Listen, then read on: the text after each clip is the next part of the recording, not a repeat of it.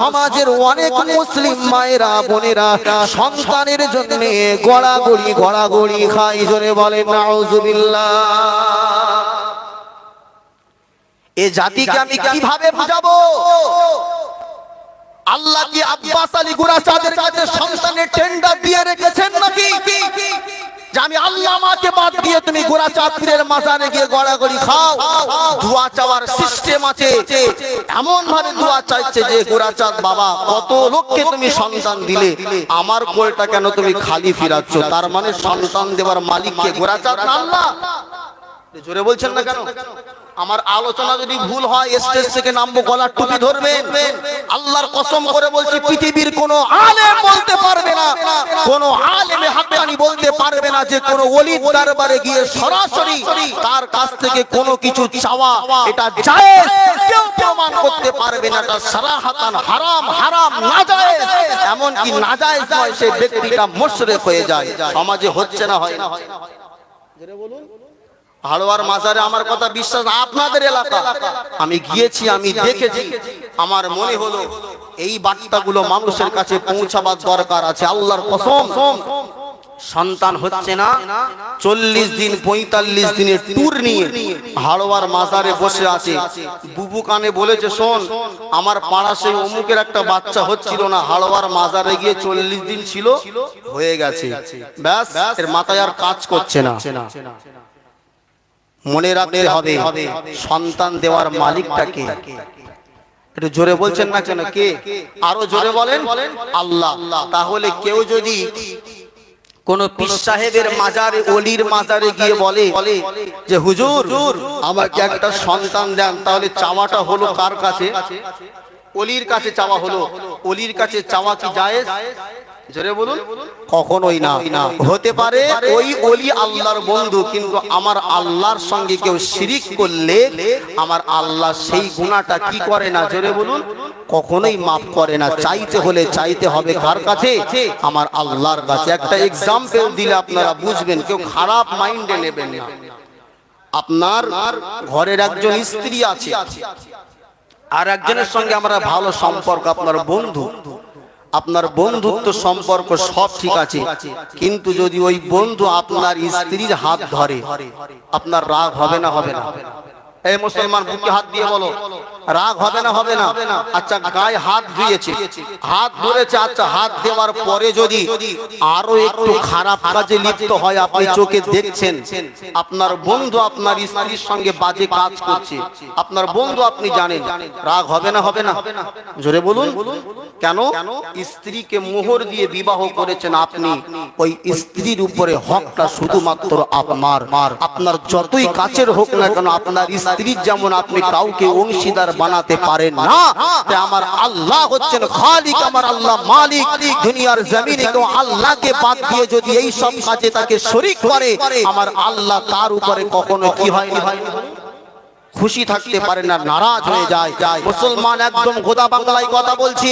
তাই আপনারা যদি কারো কোনো প্রয়োজন হয়, সন্তানের প্রয়োজন হয়, টাকার প্রয়োজন হয়, কোন ওলির দরবারে গিয়ে আপনি মান্নত করবেন না। মান্নত মাজারে গিয়ে করা জায়েজ নাই। দাদা হুজুর পীর কেবলার মাজারে দেখবেন সাইনবোর্ড লাগানো আছে যে আমার মাজারে কোন রকম মান্নত করা চলবে না। আছে না নাই? জোরে বলুন, এই জোরে বলুন, আছে না নাই? দাদা হুজুর বারহাক তিনি মুজাদ্দিদে জামান ছিলেন বলেই তার ওসিয়াতনামার ভিতরে লিখে গিয়েছেন আমার মাজারে ধূপকাঠি জ্বালানো যাবে না, মান্নত করা যাবে না, পীরের নামে মান্নত করা যাবে না। মান্নত যদি করতে হয় একমাত্র আল্লাহর কাছেই করতে হবে, আর কারোর কাছে করা। হাড়োয়ার মাজারটা একটুখানি রাখুন, আজমির শরীফ একটা বড় দরবার, ঠিক না বেটি? জোরে বলছেন না কেন? আব্বাজা ভাইয়ানেরা, নওজওয়ানেরা, তরুণেরা, এ রাসূলুল্লাহ দিওয়ানারা, ভুল আমাকে বুঝবেন না। এলাকার অনেক মানুষ রয়েছে, তারা আপ খাজা গরিবে নওয়াজ মুঈনুদ্দিন আজমিরি সঞ্জিরি রাহমাতুল্লাহ আলাইহি মাজারে তারা জিয়ারত করতে যায়। জিয়ারত করতে যাওয়া, ওলিদের মাজারে জিয়ারত করতে যাওয়া কোনো দোষের নয়। ওলিদের মাজারে গিয়ে দিয়ে তাদের সালাম দিলে ওলিদের রুহানি দোয়া পাওয়া যায়। আরো জোরে বলুন সুবহানাল্লাহ। এ নওজোয়ান তরুণেরা, আপনারা যারা আজমির শরীফে গিয়েছেন আপনারা হয়তো জেনে থাকবেন, দেখে থাকবেন, আজমির শরীফের মাজারে যে খাদেম গুলো থাকে ওরা হচ্ছে পাক্কা চিটিং বাজার ভণ্ড। কেননা মহিলাদের মাজারের ভিতরে যাওয়ার সুযোগটা ওই খাদেম গুলোই করে দেয়। অনেক মহিলা আছে বিবাহ হয়েছে 20 বছর 25 বছর, সন্তান হয় না, বাচ্চা কাচ্চা হয় না, খাজা বাবার দরবারে গিয়ে, ওলিদের দরবারে গিয়ে এই সমস্ত মায়েরা বোনেরা পয়সা খরচ করে আজমিরে গিয়ে মাথাটা ঠুকে ঠুকে, মাথাটা ঠুকে ঠুকে খাজা বাবার দরবারে বলে, এ খাজা তু মেরে মতলব কো পুরা কর দে, অর্থাৎ খাজা তুমি আমার মনের ইচ্ছাটাকে পূরণ করে দাও। এ নওজোয়ান তরুণেরা, এ রাসূলুল্লাহ দিওয়ানারা, তাহলে আপনি পয়সা খরচ করে আজমিরে গেলেন, জিয়ারা করলেন, জিয়ারা করতে গিয়ে যদি আপনি শিরকের মতো জঘন্য কাজ করেন, আপনার ওই পয়সা খরচ করে যাওয়াটা কোনো ফায়দা হবে না। এ নওজোয়ান তরুণেরা, আমি আপনাকে বলতে চেয়েছিলাম আমার আল্লাহ পাক সব গুনাহ মাফ করে, কিন্তু শিরকের গুনাহটা আমার আল্লাহ ক্ষমা করে না। আল্লাহ পাক কোরআনুল কারীমের ভিতরে স্পষ্ট জানিয়ে দিলেন, ইন্নাল্লাহ লা ইয়াগফিরু আন ইউশরাকা বিহি ওয়া ইয়াগফিরু মা দুনা যালিকা লিমান ইয়াশা। এ নওজোয়ান তরুণেরা, এ রাসূলুল্লাহ দিওয়ানারা, আমার আল্লাহ পাক বললেন, ইন্নাল্লাহ অবশ্যই আল্লাহ, লা ইয়াগফিরু, ইয়াগফিরু এটা হচ্ছে মুজারা সিগা, যারা আলেম রয়েছে তারা জানে গফারা ইয়াগফিরু যার মানে হলো ক্ষমা করা, ইয়াগফিরু মানে ক্ষমা, লা ইয়াগফিরু নাহি, নাহি ক্ষমা, অর্থাৎ ক্ষমা করে না এবং করবে না, ক্ষমা করবেন না, করে না এবং করবেন না।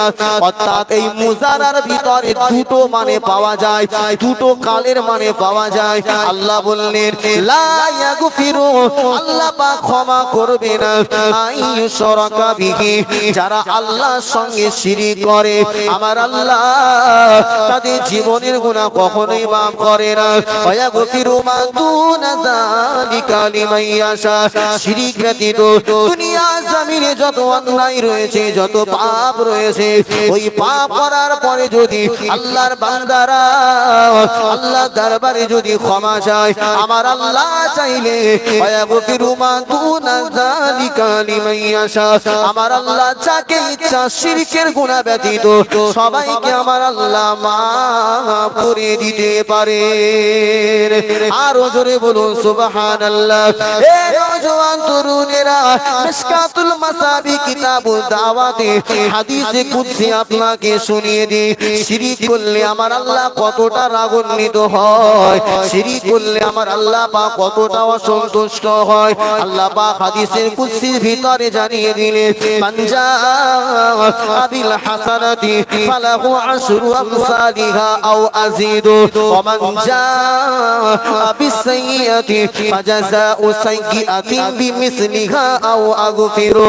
এ নওজোয়ান তরুণেরা, আমার আল্লাহ পাক হাদিসে কুদসির ভিতরে বললেন, মানজা বিল হাসানা, দুনিয়া জমিনে কেউ যদি একটা ভালো কাজ আল্লাহর জন্য করে, আল্লাহ পাক বললেন, মানজা বিল হাসানাতি ফালাহু আশরু আমসালিহা, আমার আল্লাহ বললেন ওই একটা নেক কাজ করবার বিনিময়ে আমার আল্লাহ ওই বান্দার নামায় আমলে 10 গুণ সওয়াব লিখে থাকে। জোরে বলুন সুবহানাল্লাহ।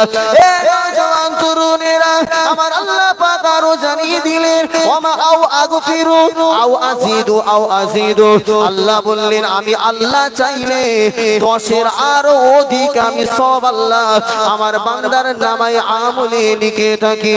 অপক্ষান্তরে আল্লাহ পাক বললেন, ওমান জা বিসাইয়্যাতি ফাজাযাউ সাইয়্যাতিন বিমিসলিহা, আমার আল্লাহ পাক রব্বুল আলামিন বললেন আমার আমার আল্লাহ পাক বললেন কেউ যদি দুনিয়া জমিনে একটা ভালো একটা অন্যায় কাজ করে, একটা খারাপ কাজ করে, ওই একটা খারাপ কাজের বিনিময়ে আমি আল্লাহ তার গুনাহের খাতাতে একটাই গুনাহ লিখে থাকি।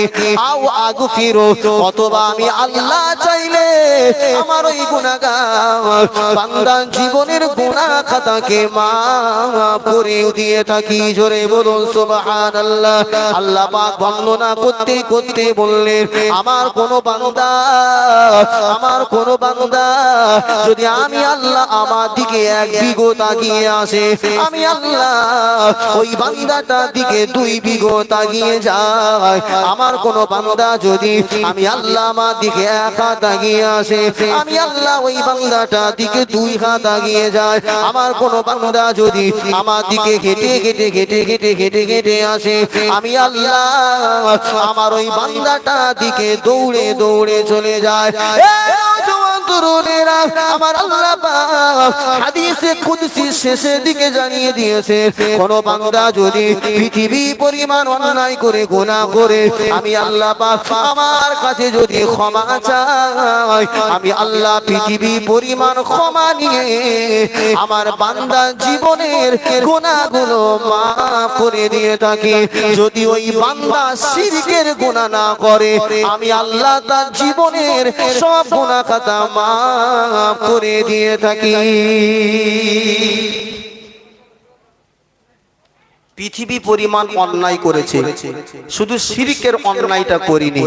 আল্লাহ বলছে শিরকের অন্যায় বাদ দিয়ে যা অন্যায় হয়েছে আমার আল্লাহ ওই বান্দার সব গুনাহ মাফ করে দেন। একবার জোরে বলুন সুবহান। কিন্তু শিরকের গুনাহ করলে আল্লাহ, তাহলে শিরকের গুনাহটা ছোট না বড়? জোরে বলুন। জেনা ব্যভিচারী করেছেন আল্লাহ ক্ষমা করবে, চুরি করেছেন আল্লাহ ক্ষমা করবে, মদ খেয়েছেন আল্লাহ ক্ষমা করবে, সুদ খেয়েছেন আল্লাহ ক্ষমা করবে, আপনি রাহাজানি করেছেন আল্লাহ ক্ষমা করবে। কিন্তু শিরক করেছেন কি হবে না? তাহলে শিরকের গুনাহটা ছোট না বড়? একটু জোরে বলুন, ছোট না বড়? অনেক বড় ভাই আমার। সেই জন্য আমাদের প্রত্যেককে এই শিরকের মতো একটা জঘন্য পাপ থেকে আমাদেরকে নিজেদেরকে প্রত্যেককে হিফাজত রাখতে হবে। আল্লাহ তৌফিক দেন। সকলে বলি আল্লাহুম্মা আমিন। একটু মুহাব্বতে দুরূদ আল্লাহুম্মা সাল্লি আলা وعلى آل سيدنا। বাবাজিরা, আপনাদের কি দরুদ শরীফ পড়তে অসুবিধা হচ্ছে নাকি সে নদিয়া থেকে এলাম বলে ঠিক ভক্তি হচ্ছে না? অসুবিধা হচ্ছে? আপনারা যদি এরকম করেন তাহলে আমি কথা বলবো কি করে? সেই এক ইমাম সাহেবের একটা কথা বলি। মসজিদের কমিটি বলছেন হুজুর আপনাকে 8-10 হাজার টাকা পয়সা দিয়ে মাইনে দিয়ে রেখেছি, তা মসজিদের মুসল্লি কোথায়? আচ্ছা বলেন, যদি কোনো মসজিদে মুসল্লি না হয় এটা কি ইমামের দোষ? জোরে বলেন। বলছে হুজুর যদি ইমামতি টিকাতে চাও তাহলে 1 সপ্তাহের ভিতরে অন্তত একটা মুসল্লি বাড়ালেও বাড়াতে হবে। ইমামের পেশার বিশাল কড়াওয়াজ করেছে, বেনামাজি ঠিকানা জাহান্নাম, তো জাহান্নাম তো জাহান্নাম। কোন মুসল্লি বাড়িনি। মুসল্লি বলছে হুজুর আপনার ইমামতি আর থাকবে না, বলছে আমাকে আর 1 সপ্তাহ সময় দাও। হুজুর চিন্তা ভাবনা করেছে যদি মুসল্লি বাড়াতে চাই ওয়াজ করে হবে না। একটা গরিব লোক ভ্যান চালায়, তার ধরে বলছে বাবাজি হাতে পায়ে ধরে বলছে তুমি কি করো? বলছে হুজুর আমি ভ্যান চালাই। বলে বাদ দাও, ভ্যান চালানো বাদ দিয়ে তুমি মসজিদে আসো, নামাজ পড়ো, প্রত্যেক ওয়াক্তের নামাজ পড়ার বিনিময়ে 20 টাকা করে দেবো। তাহলে কত টাকা হয়? একটু কথা বলেন। 100 টাকা। ভ্যান চালক চিন্তা করলো মাশাআল্লাহ তাহলে খুব সুন্দর, দরকার নেই 5 ওয়াক্ত নামাজ পড়ে 100 টাকা পাবো। এখন এই নিয়াত করে নামাজ পড়তে এসেছে, ফজরের নামাজ পড়ে আসসালামু আলাইকুম রাহমাতুল্লাহ, আসসালামু আলাইকুম রাহমাতুল্লাহ, ব্যাস মোনাজাত করে সবাই বাড়ি যাচ্ছে। আর ও গিয়ে হুজুর 20 টাকা। এক মারু বিয়াদব, সবার সামনে 20 টাকা তুই চাইছিস, আমার প্রেস্টিজের একটা ব্যাপার আছে, মান সম্মান। খবরদার না, সারা সপ্তাহ নামাজ চালিয়ে যা, জুম্মার দিনে সারা সপ্তাহ হিসাব করে নিয়ে নিবি। ঠিক আছে, অনেক কষ্ট করে 1 সপ্তাহ নামাজ পড়ে শুক্রবারে সব বাড়ি গেছে। হুজুরি হাত ধরে বলছে হুজুর আর হচ্ছে না, এবার দেন। হুজুর গায়ে হাত বোলাচ্ছে, বাবা নামাজ তো পড়তে না, গুনার মধ্যে মুবতালা ছিলে, কথা শুনে মসজিদে আসলে নামাজ পড়লে সব হলো, আবার পয়সা নেবে। তখন বলছে হুজুর আপনি চিটিংবাজি একটা করবেন এক সপ্তাহ আগে আমি ধারণা করতে পেরেছিলাম, বুঝতে পেরেছিলাম, তো আপনি চালাক কত, আপনার থেকে দ্বিগুণ চালাক আমি। বলে কেন? বলে হুজুর এক সপ্তাহ যা নামাজ পড়েছি একটা ওযু করিনি, সব বিনা ওযুতে মেরেছি। এখন পয়সা দেবেন কি না দেবেন আপনার ব্যাপার। ও ধারণা এক সপ্তাহ আগে থেকেই ছিল ওযু করব না। তা আপনারাও কি ঠিক ইতিকাফের নিয়তে বসেছেন? যে এই ইতিকাফের নিয়তে বসে আছি, ও হুজুর যতই বলুক মুখ আর খুলবো না, বাড়ির লোকের সঙ্গে কি কথাবার্তা দিয়ে এসেছেন নাকি? একটু মহাব্বত করে তাকবীর দেন না, নারাই তাকবীর, আরো জোরে হয় না? না। প্রভু তুমি বলেছ রাসূল দেবে না, প্রভু তুমি বলেছ রাসূল দেবে না, বলনি দেবে না ওমর, বলনি দেবে না হামজা তারি, খালিদ বিজয় সমর। প্রভু তুমি বলেছ রাসূল দেবে না, বলনি দেবে না ওমর, বলনি দেবে না হামজা তারি, খালিদ বিজয় সমর। প্রভু তুমি বলেছ রাসূল দেবে না, বলনি দেবে না ওমরের যুগ, রাশেদার সেই খেলাফত, ফিরিয়ে দেবে না আলোর সমাজ, কেটে কেটে আঁধার রাত, বলনি দেবে না ওমরের যুগ, রাশেদার সেই খেলাফত, ফিরিয়ে দেবে না আলোর সমাজ, কেটে কেটে আঁধার রাত। পৃথিবীতে তুমি আর কবু দেবে না খুলে সোনালি দোর, বলনি দেবে না হামজা তারি, খালিদ বিজয় সমর। প্রভু তুমি বলেছ রাসূল দেবে না, বলনি দেবে না ওমর, বলনি দেবে না হামজা তারি, খালিদ বিজয় সমর। প্রভু তুমি বলেছ রাসূল দেবে না, পৃথিবীর দিকে দিকে, পৃথিবীর দিকে দিকে শুধু হাহাকার, লাঞ্ছিত মানবতা, মাজলুমানের আগাজারিতে বয় বাতাসে বিষণ্ণতা, পৃথিবীর দিকে দিকে শুধু হাহাকার, লাঞ্ছিত মানবতা, মাজলুমানের আগাজারিতে বয় বাতাসে বিষণ্ণতা। পুনরায় পাঠাও তুমি ওমর আবার, কাটুক আঁধার ঘোর, বলনি দেবে না হামজা তারি, খালিদ বিজয় সমর। প্রভু তুমি বলেছ রাসূল দেবে না, বলনি দেবে না ওমর, বলনি দেবে না হামজা তারি, খালিদ বিজয় সমর। প্রভু তুমি বলেছ রাসূল দেবে না। আল্লাহুম্মা সাল্লি আলা, খুব উচ্চ আওয়াজে মন খুলে, মাশাআল্লাহ মাশাআল্লাহ, ওয়া আলা আলি সাইয়্যিদিনা মাওলানা মুহাম্মাদ। সকলে পড়ি সাল্লাল্লাহু আলাইহি ওয়াসাল্লাম। ভাই আমার আলোচনা কি করছিলাম? যদি কিছু চাইতে হয় কার কাছে চাইবেন? আল্লাহর কাছে। তাহলে কোন পীর সাহেবের মাজারে গিয়ে কি বলবেন?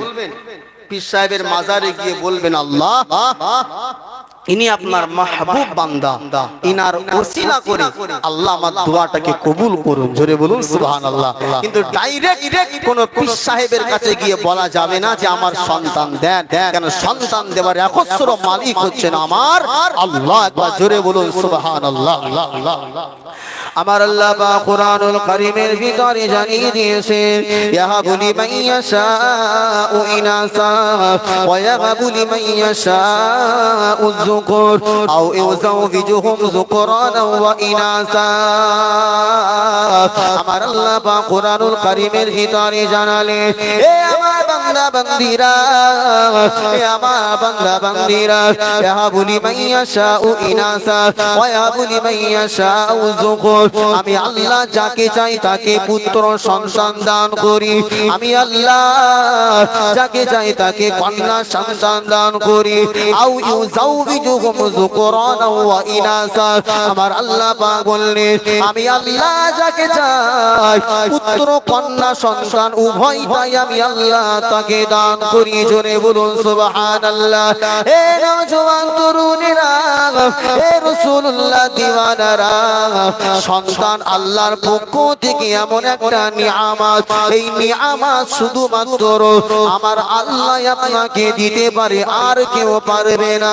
যদি তাই না হতো, ইতিহাস দেখুন আল্লাহ নবী ইব্রাহিম আলাইহিস সালাতু ওয়াস সালামকে আমার আল্লাহ 82 বছর ধরে সন্তান দেয় না, কিন্তু কোনদিন ইব্রাহিম নবী আমার আল্লাহর প্রতি অসন্তুষ্ট ছিলেন না, বরং আমার আল্লাহ পাকের নবী হযরত ইব্রাহিম আলাইহিস সালাতু ওয়াস সালাম আল্লাহর কাছে দোয়া চাইতেন রব্বি হাবলি মিনাস সালিহিন, রব্বি হাবলি মিনাস সালিহিন। আল্লাহ নবী হযরত ইব্রাহিম আলাইহিস সালাতু ওয়াস সালাম আল্লাহ নবী 82 বছর ধরে দোয়া চাইতে চাইতে চাইতে চাইতে আল্লাহ পাক হযরত নবী ইব্রাহিমের দোয়াটা কবুল করে নিয়ে ফাবাশশারনা বিগুলামিন হালিম। আমার আল্লাহ পাক হযরত ইব্রাহিম আলাইহিস সালাতু ওয়াস সালামকে শিশু ইসমাঈলের সুসংবাদ আল্লাহ দিয়েছিলেন। জোরে বলুন সুবহানাল্লাহ।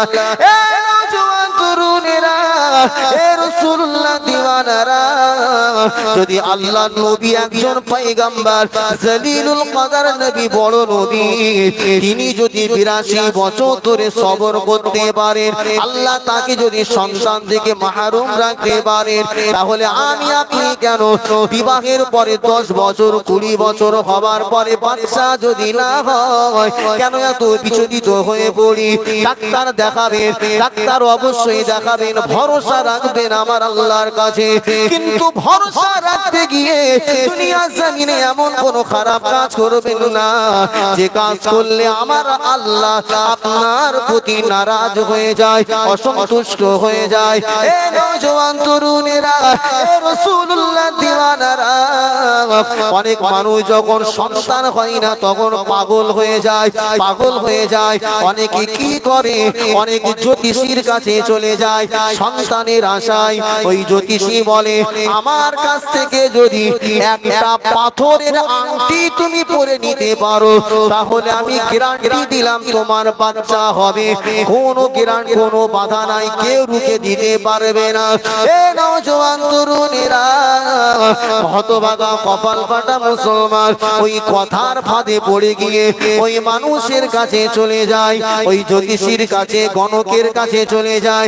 যাওয়ার পরে হাতটা বাড়িয়ে দেয়, ও জ্যোতিষী বাবা, ও গণক বাবা, আমার হাতটা দেখে একটু বলুন আমার কপালে সন্তান আছে না নাই, আমার কপালে সন্তান আছে না নাই। ওই জ্যোতিষী বা গণক হাতটা দেখে আপনার ভবিষ্যৎ রচনা করে দেয় যে তোর কপালে বাচ্চা আছে কি নাই সেটা বলে দেয়।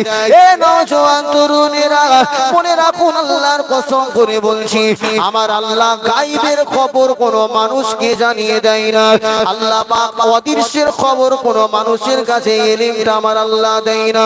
কেন আমার আল্লাহ কোরআনে বলেছে ইন্নাল্লাহা ইনদাহু ইলমুস সাআ ওয়া ইউনাজ্জিলুল গায়সা ওয়া ইয়ালামু মা ফিল আরহাম ওয়া মা তাদরি নাফসুম মাযা তাকসিবু গাদা ওয়া মা তাদরি নাফসুম বিআইয়ি আরদিন তামুত ইন্নাল্লাহা আলিমুন খবীর। হে আল্লাহ পাকের বান্দারা, আমার আল্লাহ পাক বললেন ইন্নাল্লাহা ইনদাহু ইলমুস সাআ, আল্লাহ পাক জানেন কবে কিয়ামত হবে। ওয়া ইউনাজ্জিলুল গায়সা, পানি কোথায় হবে। ওয়া ইয়ালামু মা ফিল আরহাম, মায়ের গর্ভের ভিতরে কি সন্তান আছে। ওয়া মা তাদরি নাফসুম মাযা তাকসিবু গাদা, আগামী কাল বান্দার সঙ্গে কি হতে চলেছে অর্থাৎ ভবিষ্যৎ, সেটা আল্লাহ জানে। ওয়া মা তাদরি নাফসুম বিআইয়ি আরদিন তামুত, বান্দার মৃত্যুটা কোন জায়গায়, কোন টাইমে, কোন মুহূর্তে, কি অবস্থায় হবে, এটা একমাত্র আমার রব্বে কারীম আল্লাহ ছাড়া আর কেউ বলতে পারবে না। হে নওজওয়ানেরা, হে রাসূলুল্লাহ দিওয়ানারা, তাহলে কোন জ্যোতিষী যদি আপনার হাত থেকে বর্ণনা করে আপনার বাচ্চা হবে কি হবে না, আল্লাহর কসম গ্যারান্টি দিয়ে বললাম ও পৃথিবীর একমাত্র পাক্কা চিটিং বাচ্চা আর কিছু হতে পারে না। কেন সংসার হবে কি হবে না, এই ইলমটা একমাত্র যার কাছে আছে তিনি হলেন আমার আল্লাহ। আরো জোরে বলুন সুবহানাল্লাহ। হে নওজওয়ানেরা, আল্লাহ কোরআনুল কারীমের ভিতরে বললেন কুল্লা ইয়ালামু মান ফিস সামাওয়াতি ওয়াল আরদিল গায়বা ইল্লাল্লাহ। হে নবী আপনি বলুন ইয়ালামু মা ফিস সামাওয়াতি ওয়াল আরদিল গায়বা কুল্লা ইয়ালামু মা ফিস সামাওয়াতি ওয়াল আরদিল গায়বা ইল্লাল্লাহ। আসমান আর জমিনে, দুনিয়া জমিনে গায়বের খবর আল্লাহ ছাড়া কেউ কি আর জানে? অবশ্যই জানে না, জানে না, জানে না। হে নওজওয়ানেরা, হে রাসূলুল্লাহ দিওয়ানারা, তাহলে কোন জ্যোতিষী যদি আপনার ভবিষ্যৎ রচনা করে, আল্লাহর কসম করে বলি ওটা সারাহাতান চিটিংবাজি আর মিথ্যা ছাড়া কিছু না। কিন্তু মানুষ জ্যোতিষীর কথা, গণকের কথা বিশ্বাস করে নাই। আছে না নেই? জোরে বলুন ভাই আমার। অনেক মানুষ এমন রয়েছে বড় লোক হওয়ার জন্য অনেক জ্যোতিষীর কাছ থেকে আংটি কেনে। আছে না নেই? জোরে বলুন। এটাও শিরক। কেন বড় লোক আপনাকে যদি কেউ করতে পারে তিনি আল্লাহ, কোনো আংটির বা পাথর নয়। কেনে না, কেনে না। শিয়ালদায় যাবেন, হাওড়া স্টেশনে যাবেন, দেখবেন কত ক্যাম্পাসার আছে, তারা বলে তোমার বিপদ, তোমার সংসারে অভাব যাচ্ছে, চাকরি হচ্ছে না, আমার এই আংটির পাথর একটা লাগিয়ে নাও, গ্যারান্টি দিচ্ছি বছরের মধ্যে তোমার কপাল খুলে যাবে। কত জ্ঞানী গুণী মানুষ, চাকরিজীবী, আরো ভালো পোস্টে চাকরি পাওয়ার জন্য লাইন দিয়ে পাথর কেনে বলে দাঁড়িয়ে আছে। আরে কপাল ফাটা, একটু কমন সেন্স তোমার ভিতরে নাই? আংটির পাওয়ার যদি এত থাকবে, ও বেটা চটে বসে কেন আপনার কাছে আংটি বিক্রি করছে? ঠিক না বেটি? জোরে বলুন। আরে তুই আগে তো 10টা আঙ্গুলে লাগা পাথর, তুই ধনী হয়ে যা। তুই কেন হাওড়ায় ক্যাম্পাসারি করছিস? তোর আংটির যদি এত ক্ষমতা হবে, পাথরের ক্ষমতা হবে। তোমার খোপড়িতে এটা ঢোকে না, তার মানে পাথরের কোনো ক্ষমতা না। ওটা ক্যাম্পাসারি, চিটিংবাজি, মিথ্যা কথা। আপনাকে প্রতারণা করে আপনার কাছ থেকে পয়সা হাতাবার ধান্দা, আপনার মেহনতের পয়সা, মাথার ঘাম পায়ে ফেলা পয়সাগুলো ওই সমস্ত চিটিংবাজের হাতে আপনি তুলে দেন। এটা আমার কষ্ট। কোন পাথর আপনার ভাগ্য পরিবর্তন করতে পারবে না, পারবে একমাত্র আমার আল্লাহ। জোরে বলুন সুবহানাল্লাহ। হচ্ছে না, হয় না।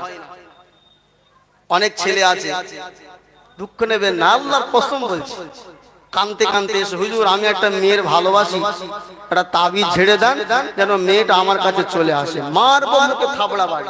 এই তাবিজ দিয়ে যদি মেয়ে পটানো যেত, হুজুর সব এলাকার মেয়েগুলো নিয়ে নিত। ঠিক না? কথা বলছেন না? খারাপ লাগলো কথাটা? তাবিজ দিয়ে যদি ভালো ভালো মেয়ে পটানো যেত তো হুজুররা নেবে, তোকে দেবে কেন? বলে হুজুর একটা তাবিজ দাও না যেন ওই মেয়েটা আমার কাছে চলে আসে। আরে তাবিজ দিয়ে যদি বউ মানানো যেত তাহলে হুজুরদের ঘরে ঝামেলা হতো না। হুজুরদের ঘরে ঝামেলা আছে না নেই? কথা বলছেন না? বাস্তব কথা বলে যাচ্ছি, এসব হয় না ভাই। আমার মনে রাখতে হবে, একটা বাঁশকে জুড়তে গেলে পেরেক দিয়ে জুড়তে হয়, ঠিক না বেটি? আপনি যদি মনে করেন যে না আমি সিমেন্ট আর বালি দিয়ে বাঁশ জোড়া লাগাবো, হবে? কেন? বাঁশ জোড়া লাগাতে গেলে পেরেকের দরকার, ইট বালির জোড়া লাগাতে গেলে পেরেক হবে, তখন সিমেন্ট বালির দরকার। তো আপনার বোর সঙ্গে ঝামেলা হয়েছে, ওটা হুজুর কি করে মিটিয়ে দেবে? ওটা আপনাকে ঘরে বসে সমাধান করতে হবে, ঠিক না বেটি? তাবিজ মেরে যদি আপনার মেয়ে পটানো যেত, বোর ঝামেলা মিটিয়ে দেওয়া যেত, তাহলে আমাদের হুজুরদের ঘরে তার কোনো সমস্যা থাকতো না, ঠিক না বেটি? নিজে নাপাক অবস্থায় নামাজ পড়বে না গো, হারাম মাল খাবে, হারাম রোজগার করবে, আর বিবির সঙ্গে ঝামেলা লেগে গেছে, হুজুর তাবিজ দাও, তাবিজে ঠিক করে দেবে। পাগল হয়ে গেছে? বলে হুজুর তাবিজ দাও, আমার দোকানে যেন খরিদ্দার ভর্তি হয়ে যায়। আরে তাবিজ দিয়ে যদি খরিদ্দার টানা যাবে, আমি দোকান করবো, করে সব টেনে আমি নেবো, তোর কাছে দেবো কেন? হ্যাঁ, বরকতের জন্য আল্লাহর কোরআন রাখা যায়, কিন্তু অনেকে এরকম বলে হুজুর এমন দেন যেন সব আমার দোকানে চলে আসে আকৃষ্ট হয়ে। এরকম হয় না বাবাজি। তাবিজ হচ্ছে এটা একটা ওসিলা, আল্লাহর কোরআনের বরকত। তাফসীরে কাবীরের ভিতরে বিসমিল্লাহির রহমানির রহিমের ব্যাখ্যা লিখতে গিয়ে জগৎ বিখ্যাত মুফাসসির আল্লামা ফখরুদ্দিন রাজি রাহমাতুল্লাহ আলাইহি কোরআনের বরকত লিখতে গিয়ে বর্ণনা করেছেন। বাদশা হিরাক্লিয়াস একবার হযরত ওমরের কাছে একটা চিঠি লিখেছেন যে হুজুর আমার মাথার খুব যন্ত্রণা হয়, একটা ব্যবস্থা করে দেন। হুজুর একটা কলানসুয়াতুন অর্থাৎ একটা টুপি পাঠালেন, বলল যখন মাথার যন্ত্রণা হবে মাথায় পরিধান করে নেবে। তাফসীরে কাবীরের ভিতরে আল্লামা ফখরুদ্দিন রাজি রাহমাতুল্লাহ আলাইহি বিসমিল্লাহির রহমানির রহিমের ব্যাখ্যার ভিতরে লিখেছেন বাদশা হিরাক্লিয়াসে যখন মাথা যন্ত্রণা তখন ওই কলান সুয়াতুনাটা টুপিটা মাথায় পরে নেয়। টুপিটা পরার সাথে সাথে আল্লাহর রহমতে মাথার বেদনা ভালো হয়ে যায়। এই জওয়ানেরা, হযরতে ওমরের ওই টুপিখানার কেন করলে মাথার যন্ত্রণা কমে যায়, এটা জানবার জন্য বাদশা হিরাক্লিয়াস ওই টুপির ভিতরটা ছিঁড়ে ফেললেন। ফেলার পরে দেখলেন টুপির ভিতরে একটা কাগজ, ওই কাগজের ভিতরে লেখা আছে বিসমিল্লাহির রহমানির রহিম। আরো জোরে বলে সুবহান। অর্থাৎ আল্লাহ পাক বিসমিল্লাহির রহমানির রহিমের বরকতে বাবার কাছে ওসিলায় ওই বাদশা হিরাক্লিয়াসের মাথার যন্ত্রণাটা ভালো করে দিতে। এটা কোরআনের বরকত। কিন্তু কোরআনের আয়াত দিয়ে তুমি অবৈধ প্রেম জোগাচ্ছ। হুজুর আছে না এরকম তাবিজ লেখা হুজুর?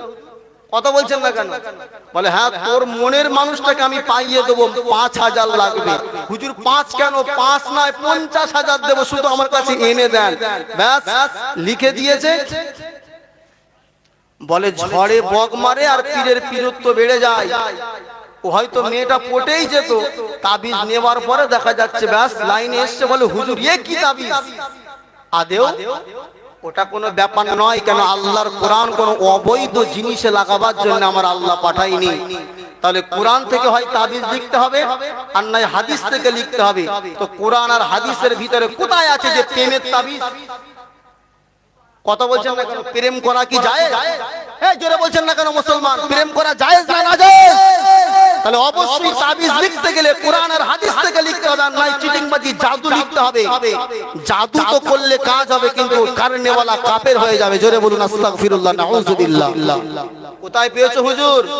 উপরে থুতু ফেললে গায়ে এসে পড়ে। আমাদের মতো কত লেবাসদারি হুজুর রয়েছে, বলে মাল দিয়ে তোর এনে দিচ্ছি। আছে না নেই? জোরে বলেন। সব চিটিং মাছ হুজুরদের কাছে যাবেন, আল্লাহর কসম করে বলছি এসব তাবিজ দিয়ে মেয়ে পটানো যায় না, অবৈধ হারাম জিনিস। স্বামী স্ত্রীর ভিতরে যদি মিল মহব্বত কোন রকম ফাটল ধরে, তাহলে আপনাকে কি করতে হবে? নবীজি যেভাবে শিক্ষা দিয়েছেন, যদি ঝামেলা হয় বাড়িতে যান, গিয়ে দরওয়াজাটা খুলেই বিবিকে সালাম দেন, অর্ধেক ঝামেলা মিটে যাবে। জোরে বলুন সুবহানাল্লাহ। একদিন গিয়ে দেন না আসসালাম বলে, হুজুর আমার লজ্জা লাগে। ও সালাম দিতে গেলে লজ্জা লাগে, তাবিজ নেওয়ার সময় লজ্জা লাগে। ঝামেলা হলে বিবিকে সালাম দেবেন, অর্ধেক ঝামেলা মিটে যাবে। এটা রাসূলুল্লাহ শেখানো। জোরে বলবেন না সুবহান। আমরা এইগুলো নেব না। ভাই আমার যে কথা বলতে গিয়ে এখানে এসেছি, বড় লোক হওয়ার জন্য বলে তাবিজ হাতে আংটি পরে নিচ্ছে, বড় লোক হবে তাই। কিন্তু একটু কমন সেন্স খাটাই না, যে পাথরের ক্ষমতা যদি বড় লোক করানো হতো তাহলে তুমি বেটা চটে বসে এখানে ক্যাম্পাসারি করতে না, ঠিক না বেঠিক? তার মানে যদি বড় লোক কেউ করতে পারে তিনি কে, একবার জোরে বলুন। আমার কথায় কি অসুবিধা হচ্ছে? এই কথাগুলো, এই কাজগুলো সমাজে হচ্ছে না? হচ্ছে না? আমি মনে করলে কিন্তু আমি যা ঘটনা জানি কোরআন হাদিস থেকে, তাফসীর থেকে অনেক ঘটনাই বলতে পারবো, কিন্তু সেগুলো বলে মানুষের কতটা উপকার হবে? বাস্তবে যে ভুলগুলো সমাজে চলছে সেগুলো তো চোখে আঙুল দিয়ে মানুষকে ধরিয়ে দেওয়ার নামই ওয়াজ, ঠিক না বেঠিক? তা আপনারা কি আমার এই বাস্তব কথাগুলো রাগ করছেন? করছেন না তো? বাবাজি এই কাজগুলো থেকে আমরা দূরে থাকবো, সকলে বলি ইনশাআল্লাহ। একটু জোরে বলবেন না ইনশাআল্লাহ? আব্বাজান ভাইজানেরা, নওজওয়ানেরা, তরুণেরা, হে রাসূলুল্লাহ দিওয়ানারা, যে কথা বুঝাতে কি আমি আপনাকে এত দূর নিয়ে এসেছি, দুনিয়া জমিনে শিরিক আর আল্লাহর সঙ্গে কাউকে করা যাবে না। কেন আমার আল্লাহ পাক কুরআনুল কারীমের ভিতরে জানিয়ে দিয়েছেন, ইন্নাশ শিরকা লা যুলমুন আযীম। দুনিয়া জমিনে শিরিকটা হচ্ছে একটা বড় জুলুম। আমার আল্লাহ সব গুনাহ ক্ষমা করতে পারলেও শিরকের গুনাহটা আমার আল্লাহ ক্ষমা করে না। এ নওজওয়ান তরুণেরা, এ রাসূলুল্লাহ দিওয়ানারা, শিরকের আবার দুটো ভাগ রয়েছে, একটা হচ্ছে শিরকে জালি আর একটা হচ্ছে শিরকে খফি। শিরকে জালি কখনো আমার আল্লাহ ক্ষমা করে না, কিন্তু শিরকে খফি যদি কোনো মানুষের দ্বারা হয়ে যায় আমার আল্লাহ পাক ওই বান্দার শিরকে খাবিটা মাফ করে দেয়। শিরকে জালি কাকে বলে? সন্তান দেওয়ার মালিক আল্লাহ, আল্লাহকে বাদ দিয়ে কারোর কাছে চাওয়া, এটা শিরকে জালি। এ শিরক কখনো আল্লাহ ক্ষমা করে না। শিরকে জালি হলো রুজির মালিক আল্লাহ, আল্লাহকে বাদ দিয়ে কোনো জিনিসের উপরে ভরসা করা, এটা হচ্ছে শিরকে জালি। তুমি হচ্ছে অন্নদাতা, তুমি না থাকলে আমার খাওয়া হতো না, এই সমস্ত কথাগুলো বলা হলো শিরকে জালি। হে নওজওয়ানেরা, বশিরত আল্লামা রুহুল আমিন রাহমাতুল্লাহ আলাইহি তিনি এই বাংলা মানুষের জন্য একটা কিতাব উপহার দিয়ে গেছে। যদি পয়সা থাকে 50টা টাকা খরচ করে বাড়িতে এনে পড়ুন। আমি যে কথা বলছি মিলিয়ে নেবেন। বইটার নাম হলো কালিমাতুল কুফর, অর্থাৎ কোন কথা ঈমান চলে যায়, কোন কথা ঈমান নষ্ট হয়ে যায়, হুজুর কিতাবের ভিতরে উল্লেখ করেছে। হে নওজওয়ানেরা, অনেক মানুষের রোগ হয়, অনেক মানুষের আবার ডাক্তারের কাছে গিয়ে রোগ সেরে যায়, জিজ্ঞাসা করে কি করে সেরে গেল, বলে আর বলিস না, কত ডাক্তার দেখালাম কোনো কাজ হলো না, অমুক ডাক্তারের কাছে গিয়েছি, এক খাম দিয়েছে ওতেই আমি ভালো হয়ে গেছি। এই ধারণা যদি কেউ করে আপনার ডাক্তারের ঔষধে আমার রোগটা ভালো হয়ে গেছে, এই কথাটা বলার সাথে সাথে ওই মানুষটার ঈমান নষ্ট হয়ে যায়। কেননা শিরক, কেননা ওই রোগ থেকে মুক্তি দেওয়ার মালিক ওই ঔষধ নয়, রোগ থেকে মুক্তি দেওয়ার মালিক হলেন আমার আল্লাহ। আরো জোরে বলে। পাশাপাশি চাষ, দুই ভাই এক বিঘে করে জমি পটল চাষ করেছে। সপ্তাহ দিন এক ভাইয়ের 2 মণ আর এক ভাইয়ের 20 কেজি। বলে ভাই কি ব্যাপার পাশাপাশি? বলে চাষ জানতে হয়, ওষুধ দিতে হয়, ও বাক তুই বুঝবি না, এমন ক্যাপাসিটি মেরেছি 2 মণ হয়ে গেছে। মানে আল্লাহর উপরে ভরসা নাই। আরে দিয়েছে কে জোরে বলেন? এই কথাটা বলে যদি আল্লাহকে না টানে যে আল্লাহ দিয়েছে তাই হয়েছে, কালিমাতুল কুফরের কিতাবে লেখা আছে এই মানুষটার ঈমান কি হয়ে যায় জোরে বলুন? নষ্ট হয়ে যায়। এই কথা আমরা সমাজে বলি না? বলি না? জোরে বলছেন না কেন? কত কথা আমরা এরকম বলে ফেলি। তাই কালিমাতুল কুফর এই বইটা কিনে পড়বেন, বশিরত আল্লামা হুজুর কি সুন্দর করে লিখে দিয়ে গেছেন। ভাই আমার, মিশকাতুল মাসাবির ভিতরে, কিতাবুশ শিফার ভিতরে আমরা পড়েছি, যখন কোন মানুষ রোগ নিবারণের জন্য ঔষধটা পান করে, ওই ঔষধ আল্লাহর কাছে বলে, আল্লাহ যার কারণে আমার খাওয়া হচ্ছে, যে কারণে আমি ভিতরে গিয়ে কি সেই কাজ করব? আল্লাহ যদি ঔষধ ঔষধকে পারমিশন দেয়, অনুমতি দেয়, তখনই ঔষধ শরীরে গিয়ে সেই কাজটা করে। একবার জোরে বলুন সুবহান, আরো জোরে বলেন। কিতাবের ভিতরে লেখা আছে আল্লাহ নবী হযরত মুসা আলাইহিস সালাতু ওয়াস সালাম হুজুর আমার এক তারিখে তিনি অসুস্থ হয়ে গেলেন। পেটের ভিতরে তীব্র যন্ত্রণা হয়, পেটের ভিতরে তীব্র যন্ত্রণা হয়। আল্লাহ নবী হযরত মুসা আলাইহিস সালাতু ওয়াস সালাম তিনি সহ্য করতে পারেন না।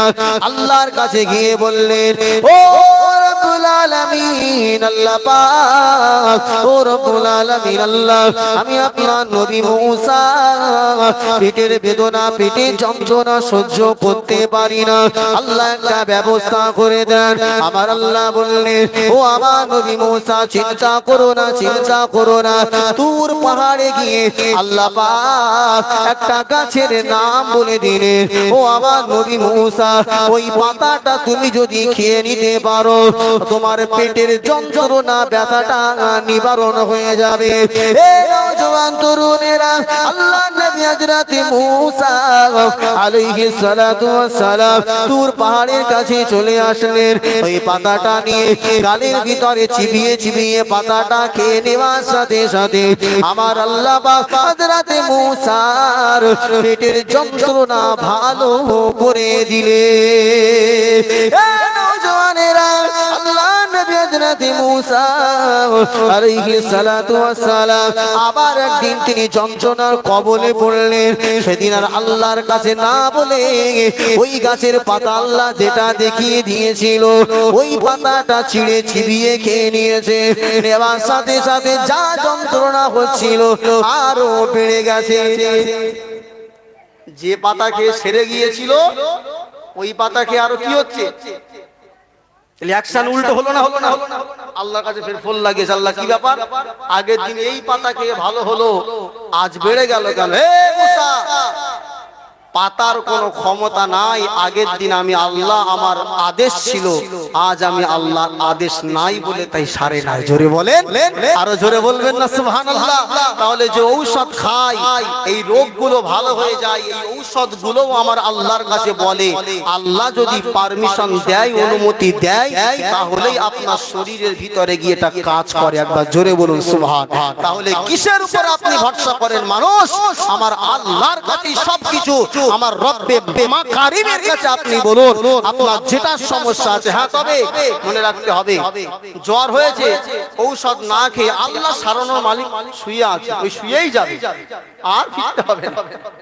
আল্লাহ খাওয়ানোর মালিক, উনি হাত পা গুটিয়ে বসে আছে। আল্লাহ তোমার কি ফেরেশতা দিয়ে খাওয়াবে না? কথা বলছেন না কেন? ওসিলা তালাশ করতে হবে না, হবে না। আল্লাহ কোরআনে বললেন, আল্লাহ পাক বললেন, ফাইজা কুদিয়াতিস সালাতু, সূরাতুল জুমআ 28 নম্বর পারা। আল্লাহ বললেন, ফাইজা কুদিয়াতিস সালাতু ফান্তাশিরু ফিল আরদি ওয়াবতাগু মিন ফাদলিল্লাহ। আল্লাহু আকবার বলুন, জোরে বলবেন আল্লাহু আকবার। আল্লাহ পাক বললেন, যখন তোমার নামাজ আদায় করা হয়ে যায়, যখন নামাজ পড়া হয়ে যাবে, ফান্তাশিরু ফিল আরদি, তখন তোমরা জমিনে ছড়িয়ে যাও, জমিনে ছড়িয়ে যাও, ওয়াবতাগু মিন ফাদলিল্লাহ, আর আল্লাহর রুজি অন্বেষণ করতে থাকো। অর্থাৎ নামাজ পড়া হয়ে গেলে আমার আল্লাহ বলেছে, বান্দা বসে থেকো না, মেহনত দুনিয়ার জমিনে করো। জোরে বলুন সুবহানাল্লাহ। এ নওজোয়ান তরুণেরা, এ রাসূলুল্লাহ দিওয়ানারা, তাহলে আপনার যদি শরীরে রোগ হয় কার কাছে বলবেন? আল্লাহর কাছে বলবেন। অনেক মানুষ দুনিয়ার জমিনে অসুস্থ হয়ে যায়, রোগ সারে না, তখন কোন মানুষ কি করে? হুজুরদের কাছে গিয়ে বলে। আবার অনেক হুজুর এমন রয়েছে পয়সা কামানোর জন্য মিথ্যা বানিয়ে বলে দেয়, তোর উপরে বান মেরেছে, তোকে কেউ ক্ষতি করেছে, তোকে কেউ জাদু করেছে। এটা ভুল ভাঙানোর জন্য একটা কথা আপনাকে শুনিয়ে দিয়ে যায়। তাফসীরে ইবনে কাসির সূরাতুল ফালাক আর নাস, এই সূরা দুটোর ব্যাখ্যার ভিতরে জগৎ বিখ্যাত মুফাসসির আল্লামা ইবনে কাসির রাহমাতুল্লাহ আলাইহি তিনি একটা ঘটনা উল্লেখ করেছে। এ নওজওয়ানেরা, এ রাসূলুল্লাহ দিওয়ানারা, আল্লাহ নবী জনাবে মুহাম্মদুর রাসূলুল্লাহ সাল্লাল্লাহু আলাইহি ওয়াসাল্লাম হুজুরের উপরে একজন ইহুদি জাদু করেছিল, যার নাম হলো কিতাব এসেছে লাবিদ বিন আসাম। এ নওজওয়ানেরা, আল্লাহ নবীর উপরে যখন জাদু করা হলো, আল্লাহ নবী দিন দিন অসুস্থ হয়ে যায়, আল্লাহ নবী দিন দিন অসুস্থ হয়ে যায়। নবী কোনো কাজ করেন নাই, কিন্তু বলে আমি করেছি। কোনো কাজ করেছে, বলে আমি করি নাই। আল্লাহ নবী কোনো কাজ করে আর মনে রাখতে পারছিলেন না। কবিরাজেরা, ডাক্তারেরা আল্লাহ নবীর শরীরে কোনো রোগ খুঁজে পায় না, কিন্তু নবী আমার দিন দিন শুকিয়ে যায়। এ নওজওয়ান তরুণেরা, আল্লাহ নবী যখন বেশ কিছুদিন এমন হয়ে যায়, আল্লাহ নবী তখনও জানতে পারে নাই কিসের কারণে আমার এটা হয়, যতক্ষণ আমার আল্লাহ আমার নবীকে জানিয়ে দেয়। আল্লাহ পাক রব্বুল আলামিন দুইজন ফেরেশতাকে আমার নবীর কাছে পাঠিয়ে দেন। আম্মা জান আয়েশার ঘরে শোয়া অবস্থায় আল্লাহ নবী ঘুমিয়ে আছে, স্বপ্নের ভিতরে আমার আল্লাহ পাক আমার নবীকে দেখিয়ে দিলেন। দুইজন ফেরেশতা এসে একজন মাথার কাছে বসলেন, আর একজন পায়ের কাছে বসলেন।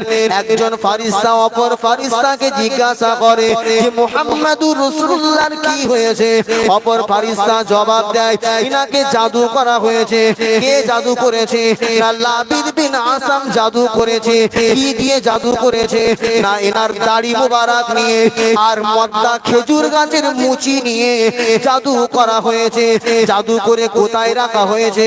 না জু মারওয়াক নামক কি কূপের ভিতরে পাথরের নিচে রাখা হয়েছে। তাহলে কি করলে সুস্থ হবে? আল্লাহ জানিয়ে দিলেন, ওই চুল ওই দাড়িটা যদি বার করে নিয়ে আল্লাহর নাজিলকৃত আয়াত সূরাতুল ফালাক আন নাস, এই আয়াত এই সূরা দুটো যদি তেলাওয়াত করে এক একটা করে গিট খুলে দেওয়া হয়, তাহলে মুহাম্মাদুর রাসূলুল্লাহ তিনি সুস্থ হয়ে যাবে। আল্লাহ নবী ঘুমটা ভেঙে গেল। ও বিবি আয়েশা, ও বিবি আয়েশা, আমার আর কোনো ডাক্তার দেখাবার প্রয়োজন নাই, আর কোনো ডাক্তার দেখাবার প্রয়োজন নাই।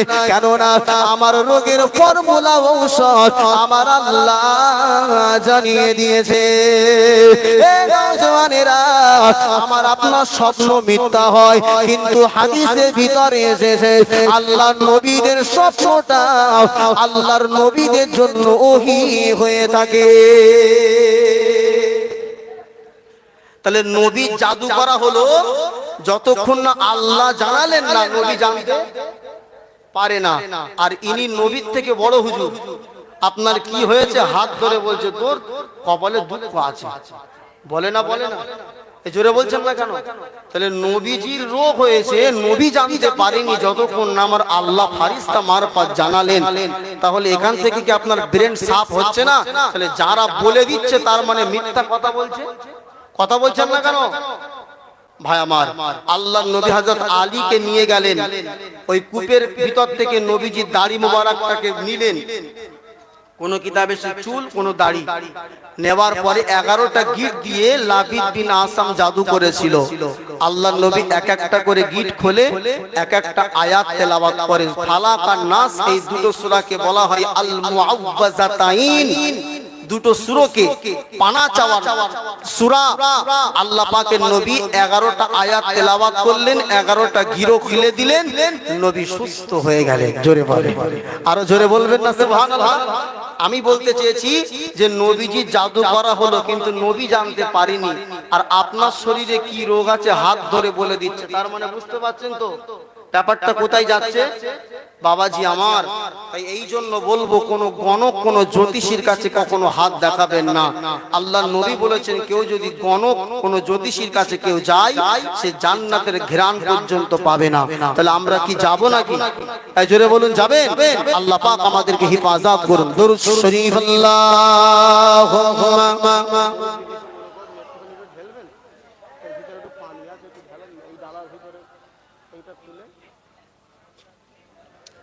وعلى آل سيدنا आखिरी रसूल तुम्हें नबी अकरम আকরাম আখিরি রসুল তুমি নবী আকরাম তোমার কদমে মোর হাজারো সালাম নবী তোমার কদমে মোর হাজারো সালাম একটু জোরে বলবেন না সুবহানাল্লাহ একটু জোরে হবে না সুবহান ভাই আপনাদের কি অসুবিধা হচ্ছে একটু জোরে বলেন হচ্ছে না তো একটু জোরে তাকবীর দেন তো নারায়ে তাকবীর মাশাআল্লাহ আরো জোরে বলেন নারায়ে তাকবীর তাহলে আমরা যদি নবীজির কদমে সালাম জানাই আমাদের কি গুনাহ হবে একটু বেশি করে দেন গুনাহ হবে তাহলে আমি যদি বলি নবী তোমার কদমে মোর আপনারা কি সবাই একসঙ্গে একটু বলতে পারবেন হাজারো সালাম সকলে বলবেন ইনশাআল্লাহ নবী তোমার কদমে মোর একটু জোরে বলবেন না শুনেন একটা হাদিস বলি আল্লাহর নবীর উপরে যারা দরুদ সালাম পাঠায় আল্লাহ তাদের ফেরেশতা মারফত তাদের নাম আর তার বাপের নাম আমার নবীর কাছে পৌঁছে দেয় জোরে বলেন আরো জোরে বলবেন না সুবহান আপনি কি চান না যে আপনার সালামটা আমার নবীর দরবারে কোনো ফেরেশতা পৌঁছে দেন এটা চান না তাহলে একটু মহব্বত করে দিলটা উজাড় করে মদিনা ওয়ালাকে স্মরণ করুন যে নবী আজও পর্যন্ত আমার আপনার জন্য মদিনাতুল মুনাওয়ারার সবুজ গম্বুজের নিচে শুয়ে ইয়া হাবলি উম্মতি বলে কান্নায় রত রয়েছেন সে রাসূলুল্লাহর কদমে একটু মহব্বতের সঙ্গে একটু সালাম পাঠাবো সকলে উচ্চ আওয়াজে বলুন না তোমার কদমে মাশাআল্লাহ এটা বললেই চলবে সবাই তোমার কদমে